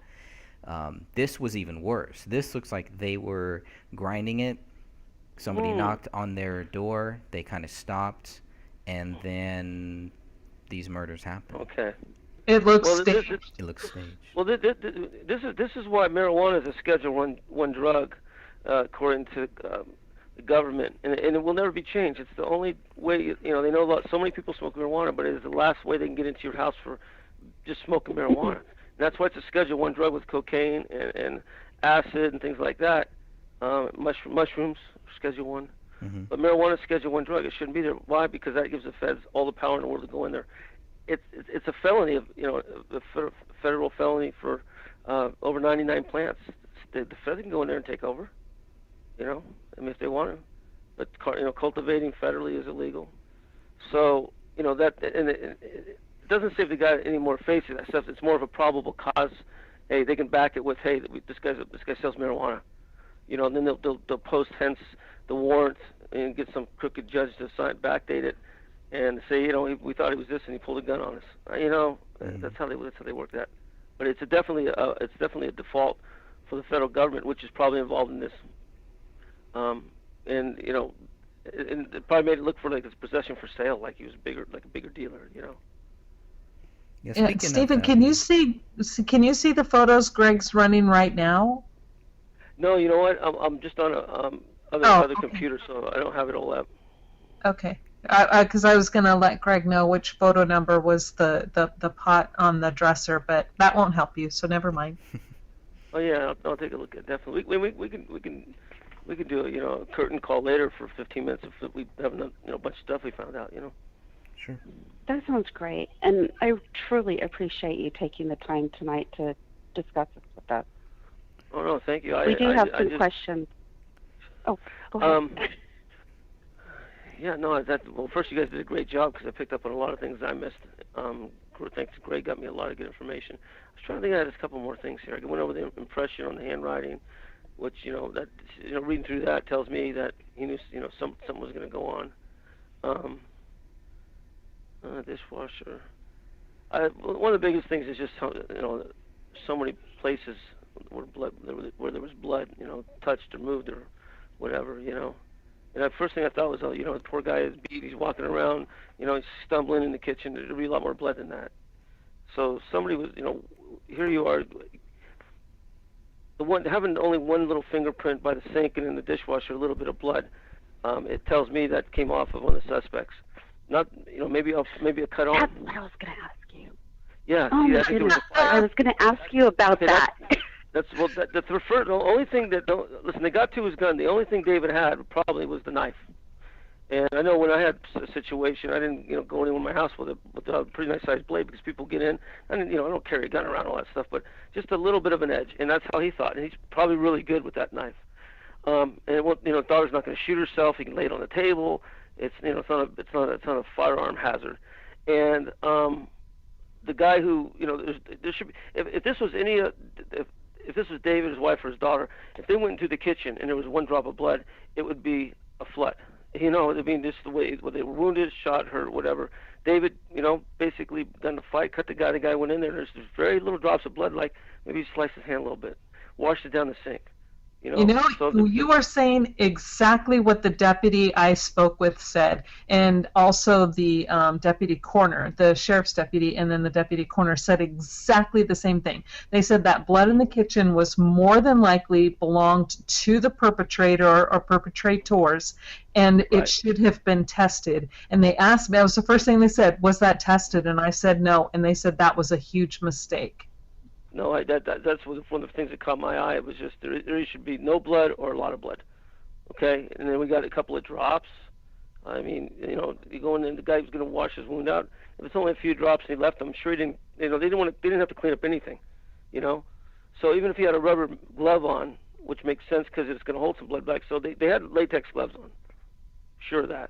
All right, because I'm sure they're. Yep. So you still cut the latex glove. Yeah. So. David probably got a punch in, and got the guy a little bit, and they maybe shot him from there or hit him in the head with the what object did they hit him in the head with? I mean, you can do a number with a gun, the butt of a pistol. You could cave a guy's head in if you had to. I don't necessarily see that, but there's not enough blood everywhere else to be David or anybody else who was killed. Right. Because wasn't it the computer that looked like it had like a smudge, but it was like a latex? Yeah. That's and that was in the kitchen, right? Yes. Well, it was on the island. It was on the island, right? So it's by the sink, but in the kitchen. So that guy touched this dripped a little bit. He was going probably across toward the sink, and his hand grazed over the computer, and a little drop or something. But that tells me definitely, you guys are right on that. It's the suspect's blood. And and there was a knife. There's blood on the knife. So, they probably used it against David maybe also. But the blood in the kitchen is if they tested that, it wouldn't be David's. Yeah, the knife is the only thing in that crime scene. Not the gun, not the magazine, not any of the spent cartridges, or not even the bullet fragments. But the knife is the only item that had blood detected from David, Kamel, and Rania, and the police didn't even believe that was important enough to even make part of the investigation. It was found open with the blade pointing down, the tip of the blade pointing down toward David's feet, and here it was open on the floor next to David, and was the only thing that had all three of their blood on it, and yet it was never part of the investigation. Yeah, no, they stabbed those people too, I'm sure. Or they used it. They might have used it to cut part of the hands off. I don't know, but the blood we could Yep. suffice that the blood around the sink and stuff, is suspects. Yes, which makes sense. Yeah, because if they're, and when you look at that piece of the skull with the skin and the scalp still attached, you see straight lines. And I'm sorry, a dog pulling a scalp off is not going to leave a straight line. It was something was used to make a straight line to remove that from David's head. And since there's a knife on scene, I'm going to just jump in here and make that assumption that the knife was used to then cut the scalp away from David's head. And at that point, whether they're stabbing David or trying to cut off hands, we don't know. That's a pretty good assumption. But we do see straight cuts and straight lines on the scalp. But a lot of people don't understand how slippery blood is and how easy it is if you're trying to cut something and you've got blood all over, how easy it is to slice your own hand. And so that is my take, and how then that blood was then transferred by a passive manner. They slice their hand and trying to cut, and so then they're going to the kitchen to wash their hands off, and then it's dropping. Well, no, but the thing is if he went in there and just cut the scalp, he'd have more blood on his hands than 3 drops. That blood was cut. I'm guessing more that the knife wound was when David had a knife and he got a little licking and they hit him over the head and that was it. So David had cut the perp. Cutting the scalp, you're gonna have blood all over your. I mean, there's gloves, take them off, but there's still gonna be more blood if you didn't take them off. I don't know. They didn't find gloves laying around, so it tells me is that the blood probably was from a David, defending himself, maybe more so than cutting a scalp, maybe, The scalp could have been cut afterwards. Okay. Sure. Okay. That makes sense. Thank you. Just not enough blood anywhere else besides the living room that impresses me. That's, just a very superficial wound, if anything. We've all probably done worse than that, just cutting tomatoes, Really, I mean, it's terrible, but yeah, that's what I think. Yep. Let's see. Well, once again, I'm really grateful that we've had a chance to speak with you tonight, and that everybody else has had it. Sophia. Oh, Sophia, okay. I remember you came on, I thought we lost you earlier, and maybe I thought it was somebody else. Sophia, okay, great. And Catherine, right? Catherine. Yeah, that's me. And we do have some questions for you, but we'd like to ask you privately in regards to the case. Yeah, sure, we can go off air. Yeah, no problem. Everything's confidential because, if this goes big, everybody, those of us who come up, people can laugh. You're putting your life on the line, okay? And Greg has done it. I've done it. You guys are doing it. They start targeting. They listen in. They'll see when the threat's a real threat. We're not out there writing books and preaching and selling snake oil, right? But everybody's doing this. Alex Jones is still alive. So if Alex Jones is still alive, I think we're okay. But we still take it seriously to keep it confidential, right? Right. We've all had to move in regards to this case. Yes, we did. Oh, really? Yes, we did. Oh no. And that yes, well, why would we have to do that? Into? Greg, what have you gotten into? All part of my plan. When I say, Greg, when I signed up with you, I signed up for the best. So Right. I'll go with you guys, okay? Awesome. But Stephen, you have to understand that we'll all just grab a glass of wine and stand around a fire and sing Kumbaya. Yeah, well, that only gets you drunk. Okay, so anyway. No, we could do better than that. Scotch. No. Okay. That's too funny. We got some great. I want to give a shout to everybody in our chat room too. Thank you all for joining us here. And again, so many different things that are going on in our chat. Lots of great points being made. So make sure that keep making those points, and I'll try to get to some of those too. We had one that was made about the locks on those doors. So. Some of the doors look like maybe the locks are brand new. I know we had talked about a a gentleman named Sean Wright. And Sean Wright, when this whole case first broke, he told Dan Hannon that the police actually kicked in the front door. Now we know that that's not true. It's not mentioned in any place, but it's just one of the more reasons why you can't consider a person like that a credible source. Um, Lots of things like that where people were telling us, no, this is what happened, and then we get the actual documents, and you can clearly see, no, none of that happened. So they just lied. And there's a lot of people like that. There's a lot of people out there that are just lying, that are just basically making stuff up, that are trying to trick people. And so that's another reason why I love doing these calls. That's why we have so many great people in our chat room who really care, who really want to find out what really happened here. And I think one day we will definitely we will find out. And of course, the goal is to reopen this case. And so, Stephen, if you have any thoughts, any suggestions on that, we definitely want to talk about that at a later time too. Um, and any tips, if there's anybody out there listening or watching this that has any tips, any ways that we could further that, I think that is our main goal. Dan Hannon hired a private investigator by the name of Kenneth Maines, and it pretty much, Kenneth Maines, he wasn't really hired. The problem was Kenneth Maines wasn't hired as a private investigator. He was hired to give his thoughts and give his views on this case. And we thought that Kenneth Maines was going to take all of the documents, everything that Dan gave him, and add to it, not just look at it and pretty much, take away everything that had questions and only talk about the stuff that the police said. Basically, Kenneth Maines was just saying why the police got things right. And there's a lot of questions there. There was a lot of problems there, but we are always looking for a private investigator to kind of help us go go further. I think in the 5 years that we've been here, we've collected a lot of data, some public, some private.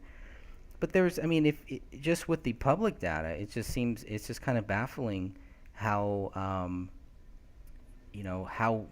why nobody has been able to take this up. I think the reason why the law enforcement hasn't been able to do anything with this is they don't really know. I think a lot of them just do not know, or maybe they just do not care. But to me, this always seemed like a very slam dunk case. So I was really shocked that there wasn't more effort put into trying to understand who killed this 5-year-old daughter and this couple. Both were 28 years old, 29 years old. These are very, very young people that had everything going for them. And when you factor it in that David Crowley was a soldier serving in Iraq and Afghanistan during those hot wars, during that hot time, there were also questions. Maybe that's what got him into trouble. Motive.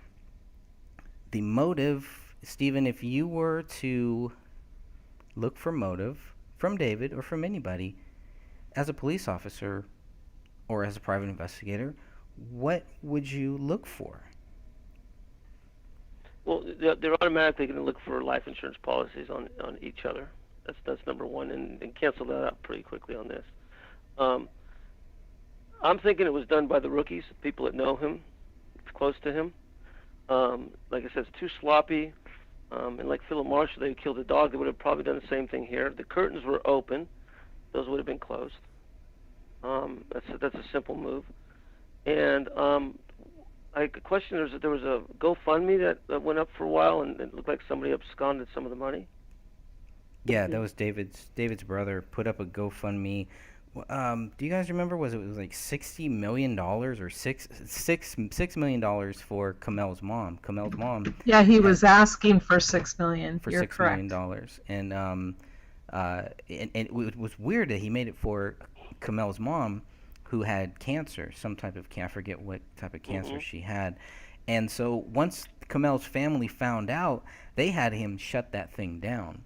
So that was a weird, weird thing. And I think that's when a lot of questions started pointing towards the brother. That, well, why is this guy, not necessarily saying that the brother killed his brother or anything, but why is this guy doing this? Why would he ever set up this GoFundMe for somebody that he doesn't know and for so much money, and then raise $8,000? And I'm not sure what he did. I don't have any facts to show what he did with that $8,000. I can just say that we can definitely show that he raised $8,000. Hopefully he gave it back to all those people who no, you know what? I remember reading something about him going to Las Vegas. He did go to Las Vegas right after that, or right during that time. Right. Yeah. Exactly. Yeah. Mhm. And so That's where the money went. yeah, that was kind of, well, he was doing that because he needed to get out. He wanted to just, I mean, come on, if your brother's dead, you're probably going to want to go and do something else too, right? I mean, you're not just going to want to just shelter in your home. I know I wouldn't. Well, yeah, I mean, but what was the money supposed to go to? Burial services or something? No, it was supposed to help out Kamel's mom with her cancer treatments. And how much did she? How much did she get? He still shouldn't have went to Las Vegas. She didn't. I mean, she didn't even know. She didn't even know that any of this was actually happening. Yeah. Of course, yeah, no, he probably. Yeah, she didn't find out about these probably deaths for a long time afterwards. But yeah, I mean, his actions, and it's like, well, you can't even say that his actions were odd, because then people are going to think that we're saying that, that the brother killed the brother and the dad's covering it up because the dad doesn't want to lose another son. It gets into all of that stuff, and it's like, Oh yeah. What about dropping the Christmas presents off? The curtains were supposed to be open. He would have peeked in. Curtains were open, right? Correct. Yeah, and he dropped presents off without seeing them, but the curtains are open. Wouldn't you kind of like, if after you knock, or he didn't knock, he said it would be a surprise, which I don't. He and his brother are a lot closer than that, and you don't just leave them on the front. No. On the back porch or what have you. No, you don't. No. That to me just, I don't know what the purpose is, to throw somebody off on this, or say, hey, I was by at that time, and it's some sort of alibi. He's working, worming around there. Was he seen by other people? Well, could that have been to also set him up to make sure that he keeps his mouth quiet? David's brother. I mean. In which way? Well, I mean, why was that kind of makes him look bad? Like, why was he there? What Oh, sure. What is he doing there? He and his brother are not talking at that point. He's trying to. Oh, they weren't. Oh, okay. Yeah, Okay. so there's some family beef. I don't think it was that much different than any family squabbling, because when David got a new phone, I believe in November or October, nobody else, David's parents didn't have his new phone number. David gave it to his brother first. So whatever beef that the brothers had, and of course I'm totally biased because I love my brothers, I love my sisters. I can never fathom anything like that. Trying to take myself out of that and put myself into the situation where a brother could do that has been challenging. It's been a big challenge because it's hard for me to understand how that could even happen, how that could be even possible. But those things do happen, obviously. But can I interject something really quick here, Greg? Going back to the presence, is where I have an issue with Dan Jr. is that he states and makes his statement to the police where he says that he dropped the gifts off on December 25th. Was it, or the 20? Somewhere around the 28th. The 28th. He told police. Okay. And the whole thing was he says he dropped them off then, but when the neighbors were interviewed, without exception, every single neighbor stated in their testimony to the police is that they did not notice anything on the porch until January 10th. Correct. Yeah, nobody saw him dropping the gifts off or anything. And so really, they supposedly sat there from the 28th until the 10th and every single neighbor missed it. But no, every neighbor stated, and they didn't know. They didn't know that they were telling the police the same story. All of the neighbors are like, so when did you notice the gifts? Well, January 10th. I think it was only one neighbor that actually even No, there were a noticed those. couple of them. Was there a couple? Because I know the guy who was across the street who was pretty much the last person to see David, I believe on Christmas Eve. He said he didn't notice those presents until January 17th when the bodies were found. And I question him even being able to see David because looking at the house and how they're, you're going to laugh. I know.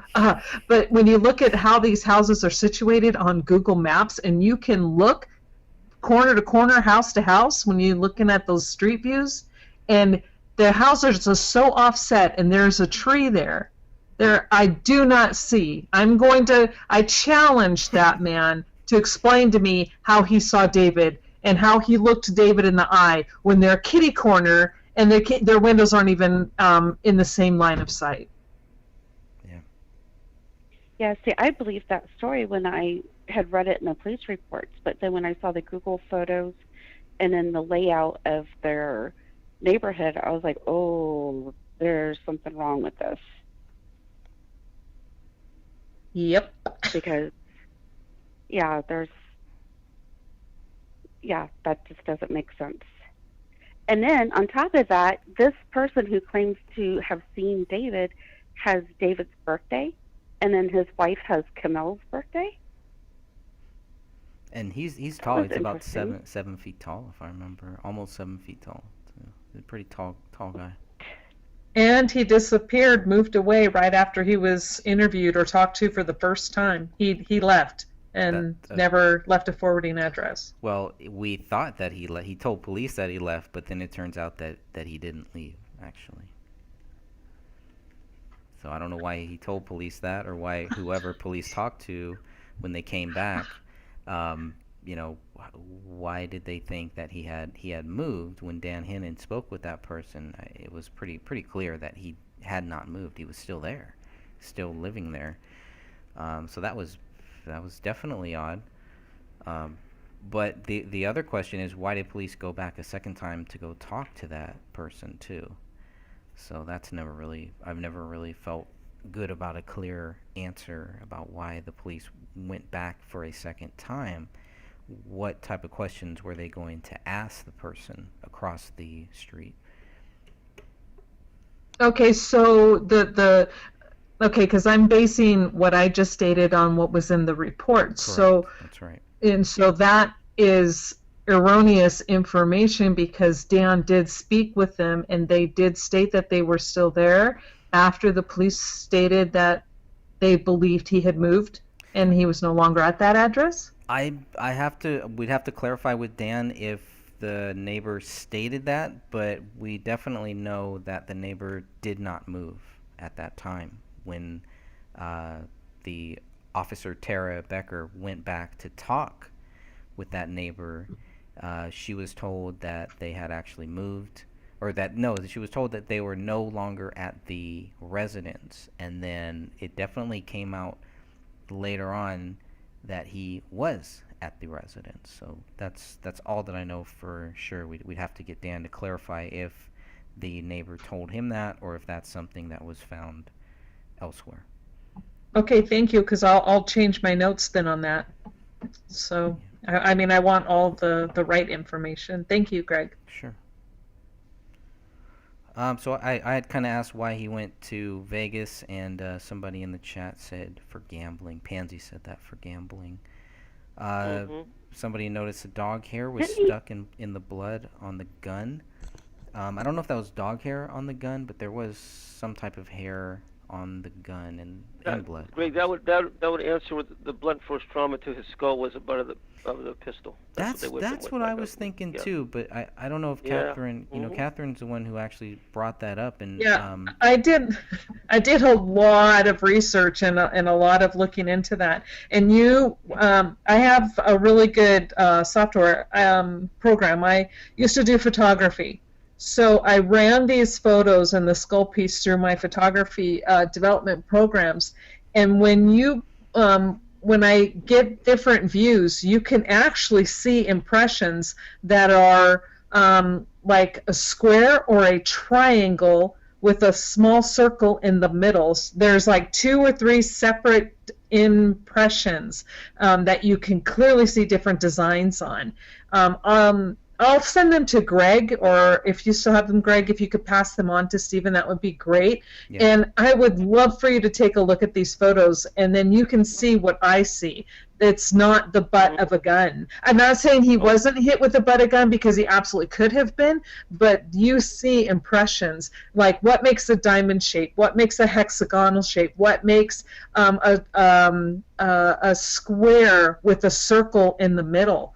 There's like 3 separate tools I found, 3 separate, well, I'm calling them tools. I don't know if they are tools, but 3 separate indentation designs. Yeah, but there was definitely okay. There's definitely Let me tell you, something happened with the butt of that gun. Sorry, Stephen, go ahead. Oh no! I say it was they didn't just pick it up by the barrel and hit people. Also poking it hard into his head, like really hard. That'll give you a square with a circle in the middle. That's the barrel. Okay, so they'll shove it into his head too. They hit him with, and if you see the diamond, that could possibly be the grips. Taking it and just hit him and whack him in the side of the head with holding the barrel, and the grip. They usually there's diamond handled 45s. Okay, just so you know, it's like a larger size diamond shape. When you use it and you measure it with the little sticker tape that they have, it's like 1/4 of an inch to 1/2 an inch, just one diamond shape. It'd be the diamond inside the grips. It'll be protrude a little bit. But I've seen them before. It could be it could be something else too, a part of the gun. But I would take a look at that. I'd take a look if I could see the grips. It would, either negate it or to tell us that might be it. But the square with the circle is a barrel being pushed into your skull. Okay, great, thank you. Well, because and the reason why I'm not arguing. I'm just throwing this out there because when I spoke with the deputy coroner, they stated that, and I had asked them, could it be a gun, and they said they didn't think so. But again, they didn't see the picture of the gun either. But if you could look at the picture of the gun and then the barrel, because they do have that, I believe they have that photograph, and then compare that with the photos I'll send you via Greg of the impressions, then I think you'll have a better understanding, and you can give, well, at least help me understand, all of us, a more informed opinion or idea. Sure, not a problem. Thank you. Welcome.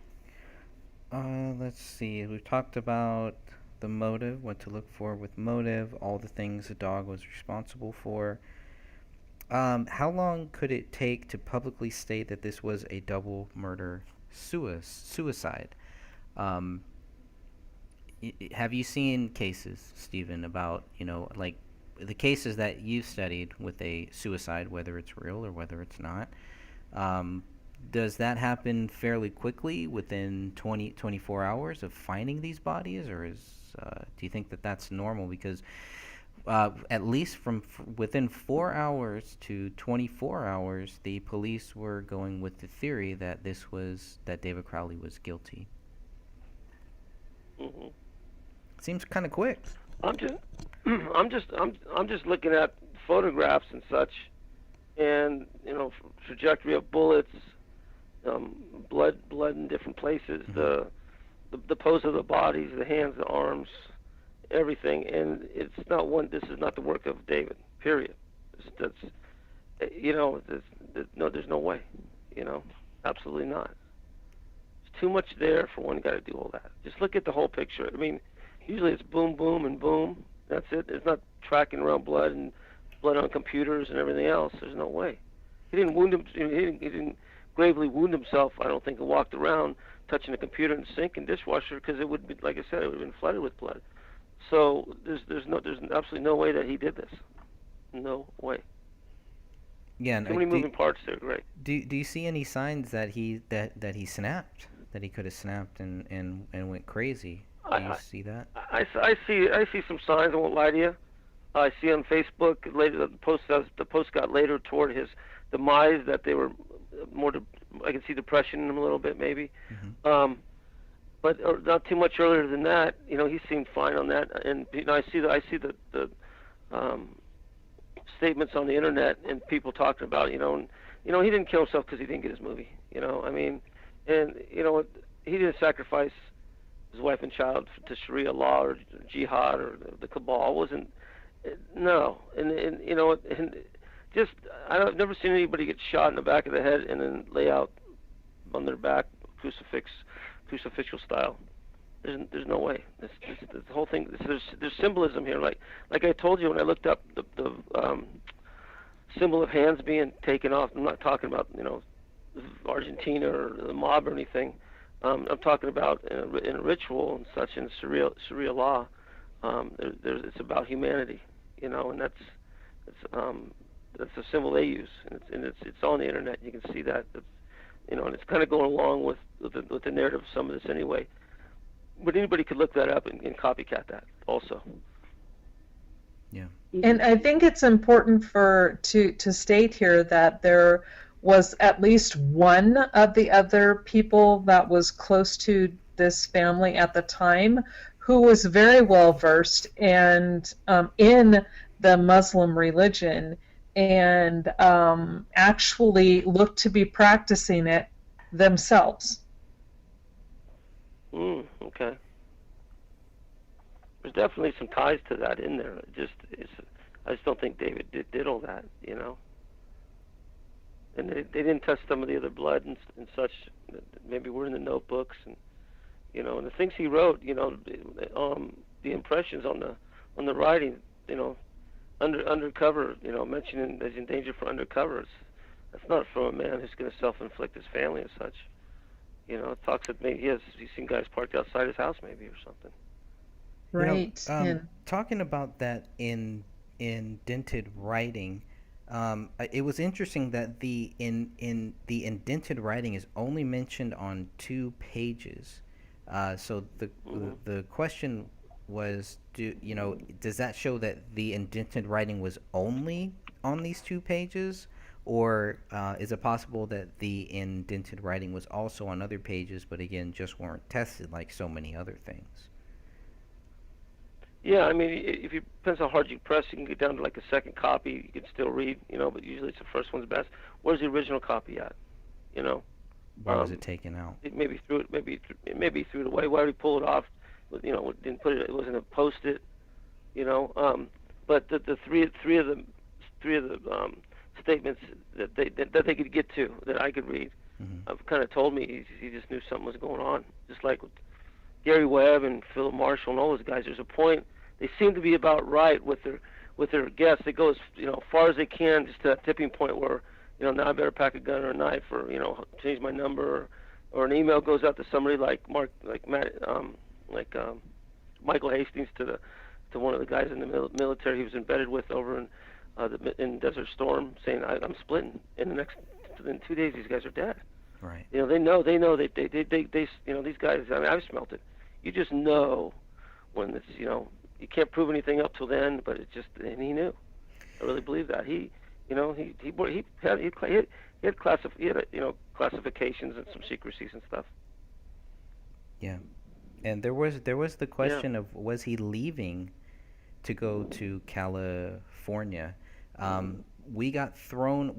People had tried to throw us off of the whole film trail by telling us that David's film was dead. It was not happening. He was sad, and that's why he did this. We later found out, Dan Hannon later found out that that was not true, that there was a working deal up until the day David Crowley died. So once we realized that, it's like, well, why would people try to throw us off of that trail? And so then it's like, okay, well, obviously you gotta follow that trail. Was it possible that David was planning on leaving and going to California, to Southern Cal, and because if you're going to make a TV series, which is what he was doing, he was going to be involved to make Gray State a TV series.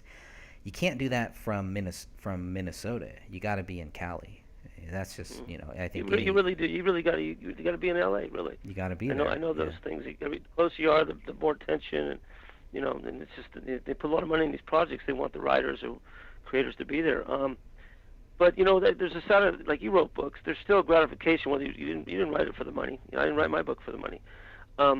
That it's, you got a legacy out there, and just his documentary, choppy or not, it was great. I watched it. And that's pretty satisfying by itself.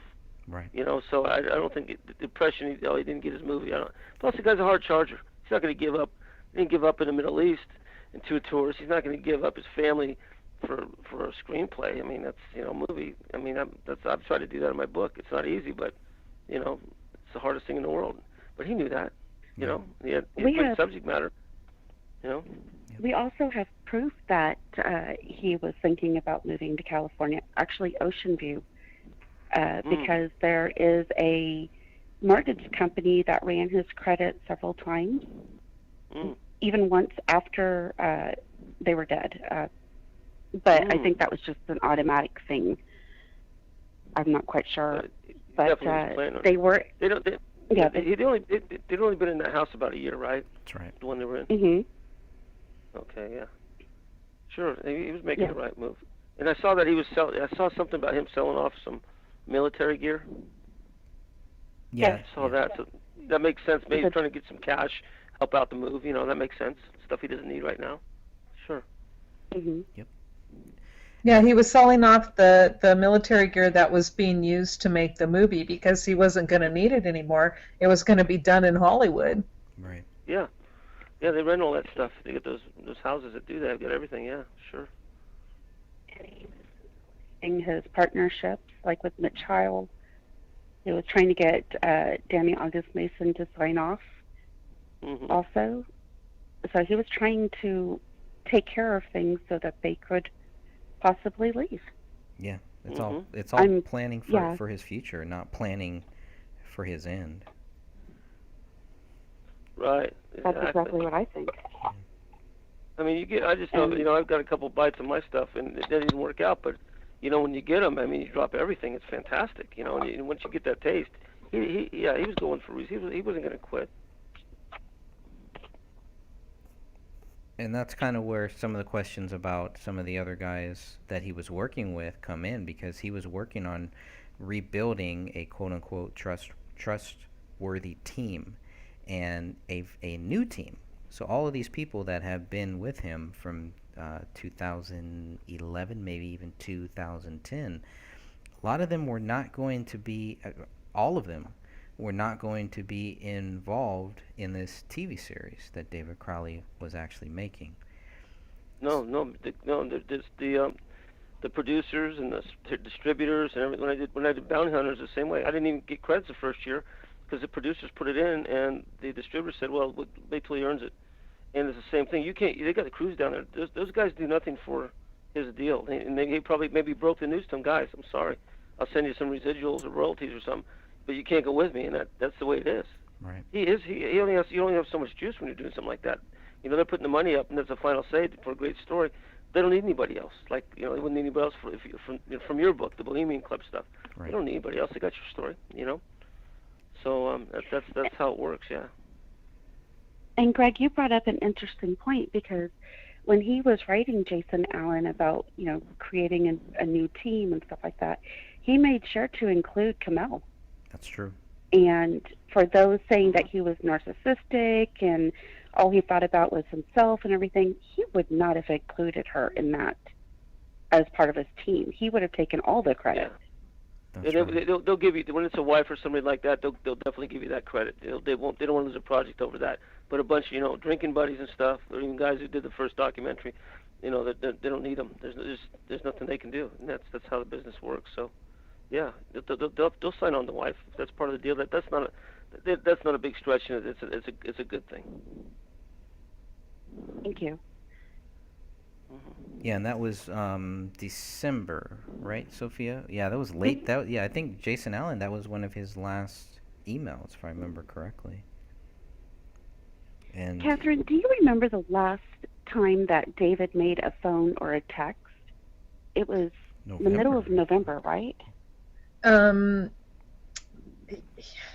let's see. Oh, girl, you're taxing my brain. I thought okay, I might have them mixed up. One of them, it was the middle of November, and the other, it was like December 15th. But communication for sure. But then again, this was stuff that was coming through their phones, but everything was stopped and no calls were returned, no texts were sent out. I think the last one was December 15th. Yeah, I have here And I think that was Camille.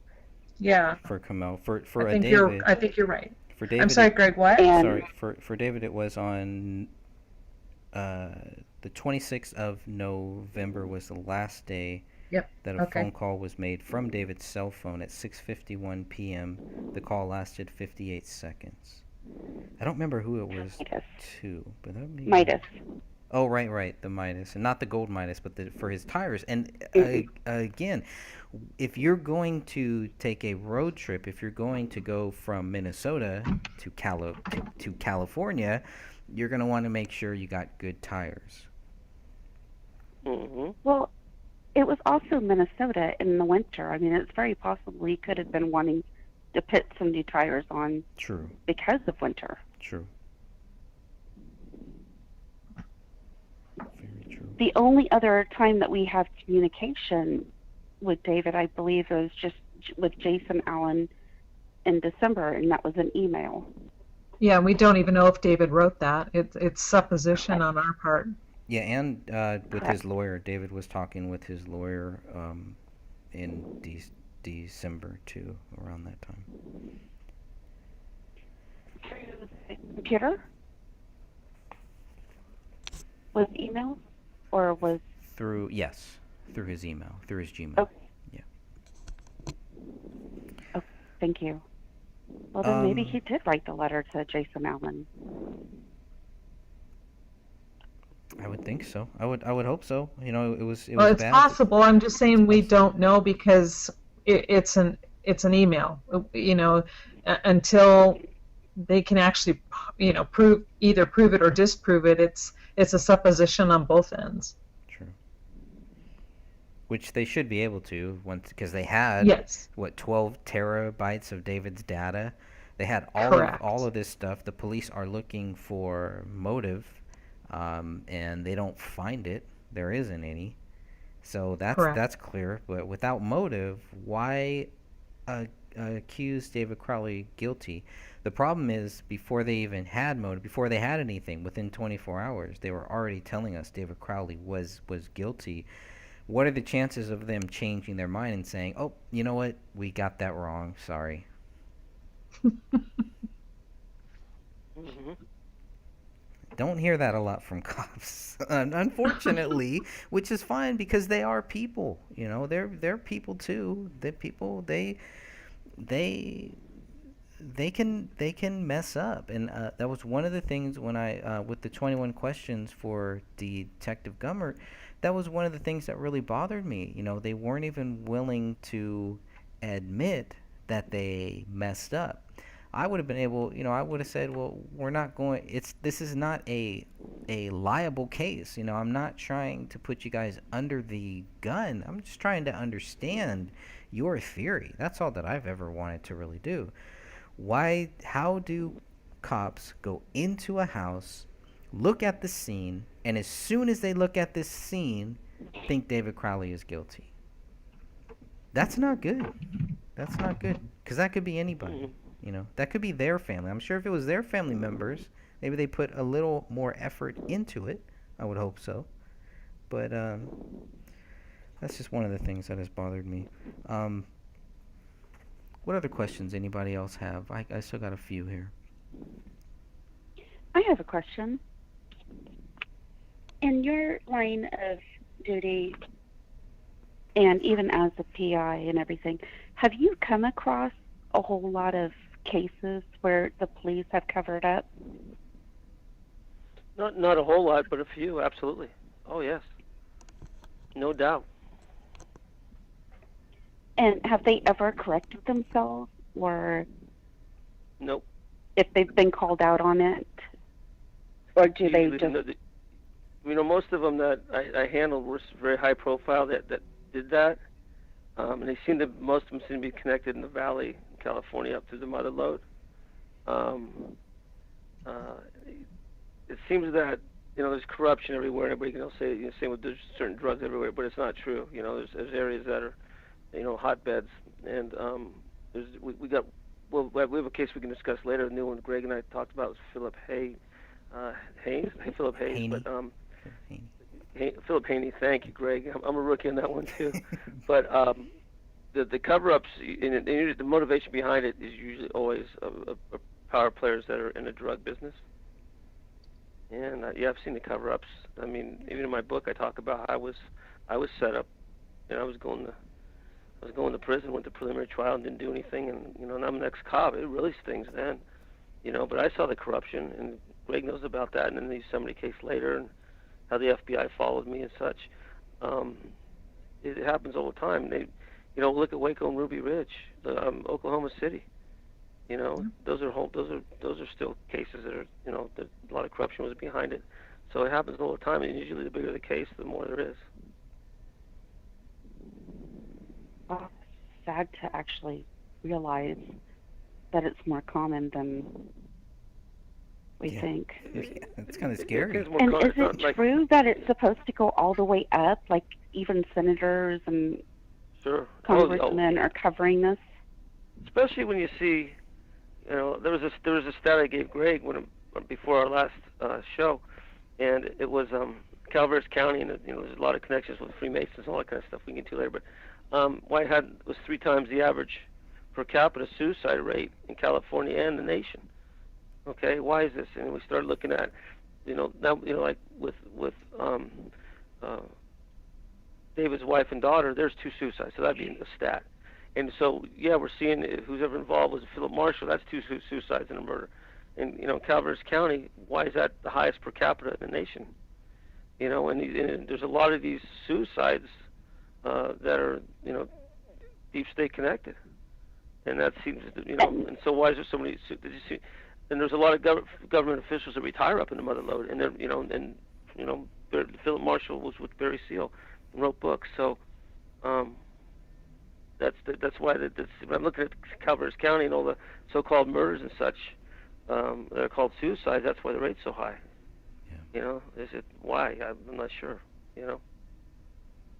And why aren't the higher ups, like the FBI and stuff like that, why aren't these high suicide rates hitting? These are murders, and they don't want to be murders because they know who did it or who's involved in it, and so they make them look like suicides and then vilify the father or whoever pulled the trigger, and they go back and he was on crazy, bipolar, drugs, whatever, and they do it all on that. The problem is that people know these people and how they are and everything else, and it goes against the grain of that he would take his family out himself. And that's all those. Everybody that, like we talk about Michael Hastings and Gary Webb and Phil Marsh and everything, these are all suicides. And like, really? No, they were whistleblowers, basically, in a good way. And they have information, they have to take them out. Yeah, it's me every time. I'm going to commit suicide. I'm going to shoot myself 2 times in the back of the head. That. How do you do that? Mhm. It's magic. Yeah, that's why this one here, guys, it may not. It could be an inside job and not a deep state thing, and a shadow ops, what we'd see normally, because it is awful sloppy, and or they hired hit guys that were made to make it a mess, Mm-hmm. And, the more evidence there is, the better chance a lot of times of not solving the case. Because pretty soon you got something that's questioning on the side of circumstantial, and they know they get a defense attorney because of one bullet that blows the whole case. They look at it that way. This thing's just a little bit too messy for us. So what's the motive? What it is? I think it could be the guys that weren't going to be going to California. Who knows? And it could be. It could have been. The other thing is, could have been directly. Those guys might have sold out. Wouldn't be the way some of these guys are. Wouldn't be tough to buy them. Sort of with the Saudis that came in or told them what to do, or you know, this is what you're going to do for X amount of money. There's definitely some money behind this. You know, there's too much work here for just to be somebody really pissed off. Mhm. So there's an agenda somewhere behind this. You know. One of the things that really stuck out to me was that the staging of the crime scene, it seemed like it had been done in layers. Is that the right term? Sure. Almost like they Gotcha. kept coming Yeah. back and doing a little bit more, like overstaging. And somebody had to be very familiar with that house to be and know how to get in and out to be able to do that. Well, and another Yeah. thing I want that I find interesting in how I think it goes up just a little bit higher, and I agree with you. This is so sloppy. It doesn't reek of a professional, but yet the metadata on the photos from BCA has been altered by the BCA, and I'm It's just been talking altered time. Yes, time stamps, date, not the date, but the time. Times are wrong, and you can tell where it has been altered. Again, you wouldn't know if you didn't have the right programs. I'm sorry, it's late here, and I'm really tired, so my brain is kind of starting to shut down. With a proper, I use Lightroom and Corel Paint Shop Pro to edit my photos, and by putting them in Lightroom, I believe it was Lightroom, I could see metadata, and that's when it struck me. And I talked to Dan, and I said, "Hey, these photos have been altered. The timestamps, this metadata has been changed." This, I know you see that. Yeah, absolutely. Wow. and it scared me. Honestly, it did. I don't normally get scared, but I'm like, oh, holy potato cakes. That's not what I said. I'm like, this was changed at a higher level. So I'm thinking to myself, why would that occur? So let's say somebody IDs the brother with the presents, they can work around that by fixing the time stamps or whatever to say, oh, he was there, so he couldn't have done it, or what have you. You know, they're going to try to work the time on those, because the time of death or longevity of death, you know, that's varied from, you know, the postmortem lividity to say it again. Decomposition or decomposing? Decomposition. God, why is that a word? I must have. It's late. Anyway, We're all tired. I know. No, that's okay. Decomposition. Just to get a tighter timeline, you know, to cover anybody's. Oh, we saw this guy at that time. Why do you think the guy says, oh, we saw it on the 10th? Well, really? Saw the packages out there. Well, maybe they weren't there. Or they were there. You know, there's something with the package, like Greg said, that it throws something in there where you're going to get somebody that's going to hang outside and be noticeable, because they show up. It says, oh, we saw those packages there. They can work around that maybe in the story. And people say, I saw them there. No, I saw them there. Not everybody's going to notice them the same day they're put there. So maybe that, you know, it definitely could be, you know, a worm out there kind of wiggling around saying, oh, these packages were here this time, not that time.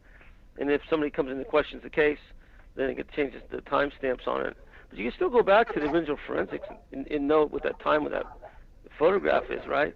Correct. Well, if you have the right programs, you can. If you don't, it shows as just the timestamp that was altered. And that is how I was able to catch it. I was getting ready, and it was just a fluke. I was getting ready to do, again, just some processing and do some edits on a photo to see if I could get some detail out. And I just happened to glance, and I noticed two different dates, 2 different times for the same event on the same day. And I'm like, hey, wait a second, that shouldn't be. And so I started, and it wasn't on all of the photos, like you said, but the way you're explaining it, now that makes sense.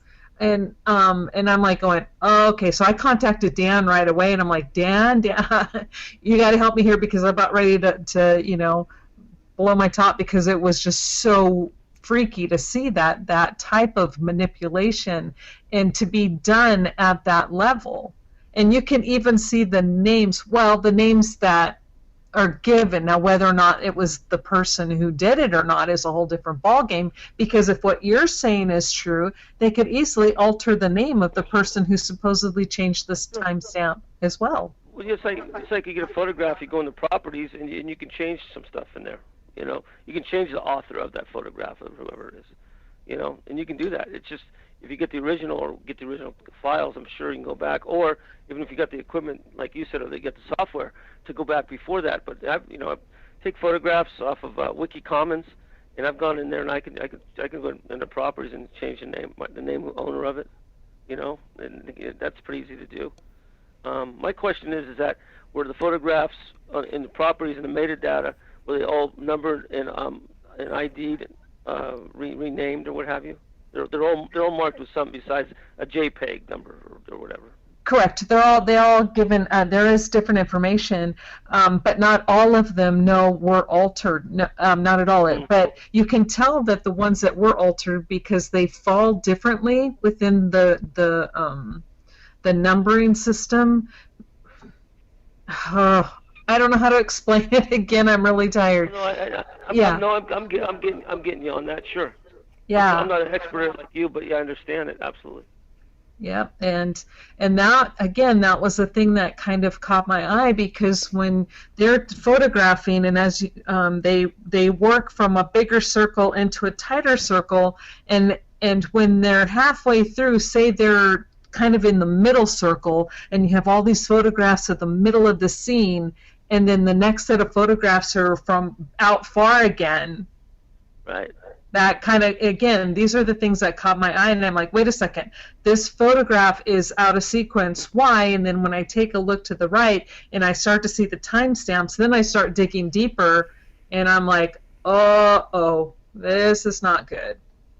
Yeah, there's a chronology by, you can look at this was taken at this time, or it's the same shot, but, maybe the guy took 2 steps over. So the chronology was off, and you caught that.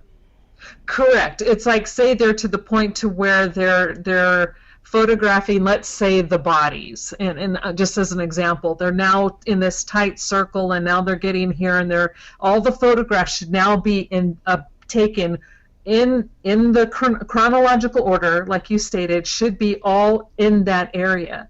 But say you have a picture of the rug, the body, the rug, the body, the outside door. Sure. This is where it's like going, okay, that is these are the things that caught my attention, and it's like that's what led me to look a little bit deeper, and that's when I found, again, by looking at this photo, getting ready to do, an edit to it, and then noticing that the metadata was altered, and I'm like, okay, not a good sign. It didn't leave me with warm fuzzies. No, absolutely not. Photo of the body bags, is that the one that really I'm trying to remember. It's been what? On that one, it was the time. The timestamp on the body bags was on the changed metadata was 10 or 10:45 at night, and we know for a fact that they were not photographed and not even there because they weren't even put into bags until what did you find out? 12:30, 1 o'clock in the morning? Between 12:30 and 1 o'clock in the morning. Yeah, so that's a big time difference. Oh, absolutely. And that was the big thing that really caught our attention, because we were like, okay, well, then they really are changing the time, because we have the proof that they were there at a certain time bagging these bodies because of the autopsy reports. Yeah, that's what led me down the rabbit hole. Thank you. I'd forgotten which photo I was working on, but you were correct, Sophia. That was the one. Gosh, this case is a huge rabbit hole. Yeah. Going down the rabbit hole. It's all Greg's fault. Yeah. Got the red pill and the blue pill. Which one? Pretty much. Grab them both. Take them. God, I know this Yeah, this, like I said before we get off, the biggest thing to me, I'm looking at a motive. You know, how far did deep state did it go? Why they hire hacks? Maybe there's a reason they hired hacks. You know, pros just aren't going to get that dirty. You know, and you know, they used to shoot people for $500 Michael Jordan Air Jordan shoes. I mean, so it doesn't take a lot of money. No. Right. Did you want to continue off air, or did you? Yeah, we can. Sure. I just need about Okay. a 2-minute break. About a minute break. Sure. Okay. I'll leave my phone on. Yeah. Is there anything else, Greg? I think that's all I have for now. Oh, one last Gosh, thing. this was One a last great thing. discussion. Yeah, one last thing. Did we talk about that David's mom died a couple months after this happened? Did I tell you that or no? Got that. No, we talked about the We have GoFundMe so that was much to go Okay. over. There's so Yeah. much more. I hope we can get you to come back like a lot because everybody's really enjoying you being here. And we have more Oh, thank questions. you. Oh yeah, no, you guys gave me a lot of really important information also. Awesome. Well, I'm gonna save the rest that I have here then, and we'll get back to all of that on our next show. And yeah, I look forward to that. Sure. So if anyone has any final words here, Derek's asking when the next one will be. Hopefully within maybe a week or maybe two. Maybe we can get everybody on. Maybe at an earlier day at an earlier time, but we can work all of that out here. Is everybody? Where's everybody? Well, you and I are in California, but they're out of state, huh? Yeah, they're out of state. Kathleen and Sophia are out of state. Yes, we're out of state. Good. And Oh, safe. at least we separate a little bit. That's good. Yeah. Right. We cover all 4 corners of the world. No, okay. Yeah, that's the way to be, huh? Yeah, right. Because we have more work ahead of us. Yeah. Just getting started, but glad to have you looking into this case, and I think this has been great. So unless anybody has any final words, I'm going to go ahead and shut this public conversation down. I just want to say thank you, Stephen. Thank you. Oh, I appreciate it. And my book Ultimate Prey, it's on Amazon. But if you want to, I'll send you guys I'll get the emails from Greg, send you guys a PDF copy. So it's basically the first proof, and it's all PDF and such. But it's what's in the book now after 12 years. So I'll send you a copy of that. Won't cost you anything. I'll send it to you. That'd be Email. great. Yeah, take a look at it. Yeah. That needs. Yes, I would love to. In fact, I'm going to buy the book. I'm old-fashioned. I love You to need hold the a hard copy in my me hand. Oh, I too. know. I know. That's the only way to go. Yeah. Yep, I will be I buying it. actually just bought the book that you had mentioned for the Philip Marshall case, Last Circle. Is that? The last circle with Sherry Seymour. Yes. Yeah. Yes, I went Yeah. and bought that book. Nice. That book, it gets into I haven't- menopause and a lot of that, yeah, and it's what basically comes around to my story in my book. It follows right in the same routine, and Last Circle, it's heavy. It goes into Inn's Law and Rose Law Group with Hillary Clinton and everything. Yeah, it's deep. Wow, I'm so Yeah. excited to dig into that one. Yeah, I've been trying to get a hold of Sherry. I've never met her or spoke with her. She's kind of still hiding out. She's down south somewhere, but we're on emails together, but I still want to get a cup of coffee with her because she was the first one to break a lot of that, just right around the same time as the Iran and Contra stuff. And so she was right on that side of it. Mariposa, small county, it leads right to the the front door of the Clintons. And that's like whoa. So she covers a lot of that in there. The other book to look for is The Last Mogul by Dennis McDougal. The Last Mogul about Lou Wasserman and how MC Entertainment was running a lot of the drugs through Yosemite, and that's where Mariposa's at. So that's an interesting read too. Wow, yeah. Yeah, and that ties into your Freeway Ricky Ross, Greg, and everything. Oh, really interesting. Yeah, it's part of that. Sure. Yeah, I'm just pulling that up here now. Awesome. I'll add it to Yeah, my Last list. Mogul, very good book. Really enjoyed it. Tells you about how Hollywood started and how the drugs went through there, and they did go through. That's why Mariposa was corrupt, and because the drugs went through Mariposa to get to Yosemite Park, and it's right in the book. Wow. Yeah. Dennis McDougal. Really good. He wrote the first Yosemite murder book. I wrote the second. He wrote the first one. Nice. Well, I still think your Yeah. your book needs to be made into a feature film someday. I'm just really fascinated by it. It's a great book. Yeah, no, thank you. It's still a goal. You know, keep my real job of working on that on the side. Definitely. I just want to write more books like you, Craig. You gotta I catch got like up three now. books out there. I got one. I got 224 pages. You got 1,000 pages. It's all good, my friend. Well, thank you all for being here. I'm gonna go ahead and thank you to everybody in our chat room, and yes, we will make sure that everybody knows when our next show is happening. This is the David Crowley Questions conference call, Gray Stage number 198, and I will end this live stream right now. God bless you all.